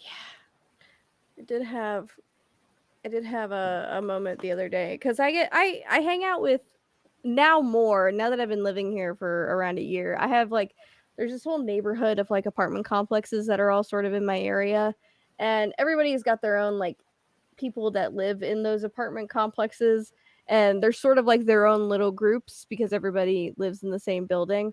And I've got people that I know in other buildings just because I walk around so much in the neighborhood. And more than once, people have like guys specifically have asked for my number, and I've now gotten comfortable enough within this neighborhood to not just be like, oh no thanks, but to be like, oh no, I have a girlfriend. Like like, and that's kind of nice. Like that's kind of like I see that as sort of a it's sort of a win for like feeling comfortable in my space. Yeah, and totally. also like It's a win. Yeah. and I also know that like there are people in my community that have to, because of societal pressure, be a little bit more on the DL just because of where I live. And so far I haven't had any negative reactions because of it. Dudes are usually like, oh, chill, all right, cool. Like, and that's like nice. Yeah. Well, And it's nice Yeah. that I have like, and like I've had guys in my neighborhood whenever like I'm talking to a new group or they have a new guy in their group and they start to flirt with me or something, they'll be like, nah, like she gay. stop.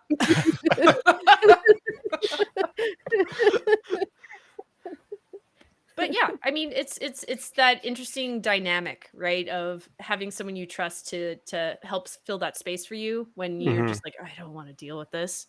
Mhm. Well, and it's an aspect of normalization, Yeah, right? of Right, course. where if you have people who you're kind of casual acquaintances with, like Des in your story there, it's like if you have casual acquaintances, just saying, no, she's gay, like, Mhm. or they're gay or whatever. It's sort of, and again, it's a very normal thing, right? Because being gay is not that big of a deal, right? Mhm. It's only a big deal because society's heteronormative, right? Yeah. But if somebody's just like, no, they're gay, don't, you're barking up the wrong tree there. They're like, oh shit, okay, I'll go find another tree, right? Yeah. Like Oh God. that's a There's normal so thing. many trees, apparently. That's an aspect of normalization where it's like it's not that big of a deal, right? Mhm. It's a fact that you have to consider when you're getting to know this person, but Yeah. it's just an aspect of it. It's one aspect of this person, right? I gotta find my super rich lawyer tree somewhere. Yeah. Yeah. Yeah. So just go hang out by the courthouse. I Just feel say, like find some my ladies. They're form. like, hey, how's it Yeah, going? yeah. Like my form of flirting would be like some sort of lawyer lady who, is very into bureaucracy. So I have to make a form, and I'll Yeah, yeah. she'd get you that form. Can She'd I submit that form for that date. Yeah. can I tell you my my secret strategy at Pride whenever Oh I yes, was I in would love to hear it. Yes, Yeah. do tell. the thirstiest of hoe phases, 5 Oh, or we're 6 years ago. we're gonna get spicy here. Okay. So what I would do Mhm. is that I was at the time I was working for a company in which I was like sort of the unofficial photographer, Mm. and they would go to Pride, and then I would take the pictures at Pride. And so I would be walking around with like my little like with my camera and like with my little badge from that company. And then I would go up to people and I would be like, or I would specifically, I would go up to very cute girls and I would be like, gosh, you just look so good. Like, you look so beautiful. Like, can I just get a picture of you? And then I would give them my card with my number on it and be like, I'd love to send these Wow. to you later. Slick. And like, That is pretty slick. Well done. Yeah. Okay. To get I the got- name out. There you go. yeah, just like, Wow. I'd get so many dates that, you want to go to this bar later? Like, Yeah. There you go. That's From the master, pretty brilliant. everyone. Yeah, that is pretty brilliant. See, I feel like I'd need a thing to flirt properly with somebody. Like I'd need to be the company photographer. having a dog I- helps too. BT Oh, does. Yeah, that's true. I would never flirt at Pride. Why I not? don't That's the flirt, best period. place to I flirt, Pride. know it is, but my entire structure internally is just like, we're just all strangers in the space. Yeah, Pride. Woo-hoo. I very much rely Yeah. on the other person to make the move, and then I'm just like, I will say this was during like my thirstiest of hoe phases. Mm. Like, yeah, this is not a thing I would do anymore because nowadays. Yeah, it's just it's too much work. Yeah. It's too much work to like cold call and yeah. meet strangers and whatever. Like, I'll make out with someone at a bar, but I don't want to date anybody I met out in public. Yeah. No, I very much my quirky alone phase for sure. So I wonder what that's like. what, making out with strangers at a bar? Yeah. I can Not find that you I'm a gonna do stranger it, to make but, out you with know. at a bar. It's a curiosity, but it's definitely not what I would do. Yeah. It's fine. I Sure. need research material, Des. So like when I write the super gay movies that I'm gonna eventually make in my 40s, I need to talk to you, obviously, and like have I want the Sounds- romance, the meet cute. I will kind of I thing. will I will wingman you at a bar.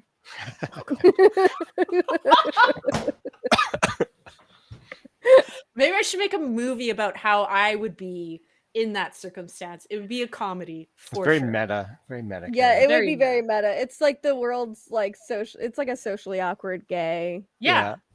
There's none of them out there that I Yeah. feel really exist, so I should probably write them. It's Yeah. 11 o'clock. This is your way to meet What? people. Is you make It's 11 o'clock. a meta movie about how you would like to A date. meta movie? No, a lot of my life And then is on too the red boring. carpet, No. you'd meet There's- somebody. The plot would definitely need some extra spice in there because my life is far too benign to be Oh, entertaining. of course. We'll Of write course. something So- then. Oh, It's okay. fine. Okay. You Yeah, still yeah. have a meta sort of. I mean, I thought about that Film. too at one point. I was like, what if I wrote a story, like a film based off of my like coming of age experience? I'm like, no one would fucking read this, let alone make it, because it's just so fucking boring. It's just like swimming, life, introvert lesbian discovery. Like it's, it's just not- But It you could feels have more subplots. like a British TV show than it feels Yeah. like a US maybe that's blockbuster. really what I should like Yeah. different angle on this. But Yeah, you could yeah. have all these subplots of like how all the ladies that you swam with and all the crushes you had on them and stuff like that. Joe, and, don't you know, don't bring that up. Yeah. Don't don't do it. There's material there you could work. I with. know It's there not is so boring. material there, but no one in real life knows it, Joe. No, you need like a roommate who's like an extroverted hoe. Yeah. Oh yeah. And then like the constant like butting of Yeah. heads. We can build. We'll build this world. Yeah. You know, the It foundation feels can be more like a based off British some stuff, sitcom than yeah. a movie. Well, and Yeah. Xandra's got a good point too here. What? Like if you're making this movie, you know, because you're making people fill out forums, right? Yes. This is how you meet your, Yes. you know, very This is my successful. Your meet cute, Your right? Is meet you're filling cute, you're filling your out. meet They're cute having in triplicate. yeah, you're having your future wife fill out the form to be in the movie, Terrible. right? And then you sashay that into a relationship. It could work. Oh my god. We're gonna get Kara a wife here. When we go to That's- yeah. Amsterdam and I get you to smoke weed, I'm also gonna get you to make out with a girl at a bar. Oh yeah. Mhm. Great. When are we going to Amsterdam? When is Alex funding our trip to Amsterdam?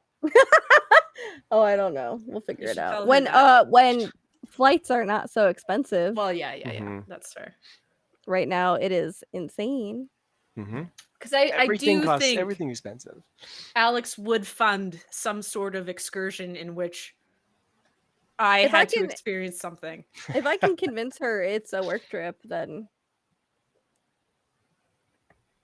I'm sure you could. next retreat's in Amsterdam. Yeah. On that note, it is 9:03. It is 9, a little Yeah. past 9. Dez's Look at lights that. did go out, Yeah. Yeah. indicating, I think, bedtime. That's you. Yeah, Right? that's bedtime. So I think maybe we'll wrap it up unless there's any thoughts or comments in chat or any last thoughts from Dez or Kara. No, I'm going to Pride this weekend. I don't know what I'm going to specifically. I don't think I'm going to go to the parade. I think I'm just going to go to the park because the whole celebration is in the big park in town. Mhm. But the parade is just, it's going to be super fucking hot and it's very crowded and it's just, Hmm. I've seen it a ton of times. It's fine. I'm just going to go to the park, I think. And then Yeah. maybe Plan. like go out with my girlfriend to like a bar or something just to Just because she's because my girlfriend's never in a Pride in Columbus. Really? Yeah, in the year that she just moved to Columbus last year, so Right. and there was no real Pride last year, so Mm-hmm. this will be her first Pride. So I kind of want to take her out to do something, and go be gay. Sounds like a good plan. Yeah, that'd be fun. I think that's it. So Kara's next to host. Mhm. Yeah. Yes. And that is on the 27th, I believe. Yes. Yeah, We're baby. already halfway through June. I know. I gotta find a new apartment. This is getting close to the wire here. Oh, Ah, geez. Are you Yeah. moving? Yeah, I can't afford my brother moved out. So Oh, yeah. if anybody has a roommate or wants to be a roommate with me, not really. in the in the local Calgary area. Yeah. In the local Calgary area. I mean, if you want to fly from wherever you I mean, are, yeah, like yeah. that's up to you, really. But yeah, I don't imagine people. I still might prefer to live alone. I don't know. I'm gonna run the numbers. I'm gonna look at the what's available. But Solid. I like living alone. It's fun. Yeah, I like living alone too. Yeah, Me it's not too. economical, but No, it's not. Everything Yeah, is it's more not. expensive. I hate single everything life is for so that one expensive. reason. Everything costs more. Anyways, on that fun, happy note, yeah, 27th is our next episode. We don't know yet about what, but Yeah, we'll figure out We the topic. never know until like the day of. yeah, it's Yeah, fine. we've kind of fallen into this like, what do we talk about tomorrow? Let's talk about Life's this. busy. I got Yeah. stuff going on in everyone's lives, you know? Yeah, Life we is have busy. stuff going on. I'm gonna drop. So if we want to continue the conversation, Yeah. come Oh yeah, link us up. into our Discord, um, where we have a little Lesson 3 NPC channel, and we chat about you know, Lots of stuff. Mm-hmm. If you have ideas for future shows, we're always accepting ideas for future shows. So Or please past share them, shows. or past shows, or Mm-hmm. Oh yeah, we have a YouTube channel. Go if you need to watch stuff that you missed, you can go watch it there. Do I have that ready to Watch go? it there. Let's see here. Find No, it. I Joe. don't have the YouTube channel ready yet. Find I it. do have, however, my Twitter. One day I'm actually gonna have all my shit together and make a links document, you know? I just have it on a sticky professional note on my desktop. stuff. Oh, well. But No, not the Creator Studio. Damn it. Where's the playlist? All of it. All There we of it. go. Anyway, I but have, yeah, I have a link. I have a link. have a link. So yeah, I mean, obviously, we always appreciate everyone who pops in for the streams live because that's the most fun, and we get to interact with all of you and makes it more interesting. But if you here's the thing, I think specifically with this episode, if you have someone in your life whom, first off, they have got to talk to you about this stuff first. Don't just assume. Okay, have conversations. Don't be like Des, who just can just clock someone out of an elevator. Gay. Anyway, you know, sending people this kind of conversation can be really kind of solidifying for some people. Again, it's the providing examples of experiences that can make people feel less alone. So if you ever have someone come up in conversation where they're like, I don't know if I'm queer or not, you'd be like, hey, let me send you this video from these people who are like pretty starting to learn to be comfortable with all of it. This would be a good one to send. So yeah, just saying. yeah. Go support your local queer businesses. Oh, that's a good one. Mm-hmm. That's gonna be my ending note. Any thought? Google things. There's many activists out there who Mm. have shared their stories about coming out and all that kind of stuff. And so if you don't know something, Google it first. Just because if you do have a queer friend, chances are, well, I won't speak for them. They may or may not have the spoons to explain something to you. But it is very helpful to have done some research ahead of time. And I'm just saying this as a selfishly, as a non-binary person. I wish more people just knew that non-binary existed, and wouldn't make assumptions about people's gender, or would just ask right off the bat, just saying, "Hey, just curious, what are your pronouns?" Yeah, I don't know. Doing some research on your own time ahead of time, I think lessens the emotional labor. So that's my request, suggestion, ask. Yeah. Yeah. I think Cool. Are we happy? Yeah. Cool I think so. beans. Cool beans. Joe, sign us out. Yeah. Thank you so much for joining us tonight, everybody in chat. So appreciated people having comments. I want to do a second shout out to Xandra for this gem. Will Paul teach me how explosives work? Yes, that's a good one. to That highlight. was I was having to like keep it together because that was amazing. So just a special shout out, Sandra. Thank you for that. But thank you for everybody else for hanging out. just having anybody hang out and just sit and listen to us is very awesome. This is really fun for us to do. I really enjoy it so far, and it's really cool to get to talk about these kind of topics with my two friends and then all of you in chat. So hope you'll join us next June 27th, and I don't know, go do something nice for yourself this week. You have permission to indulge in something, as long as it doesn't hurt anybody else. Don't hurt anybody else, but indulge in something you would otherwise not. Experience some pleasure this week.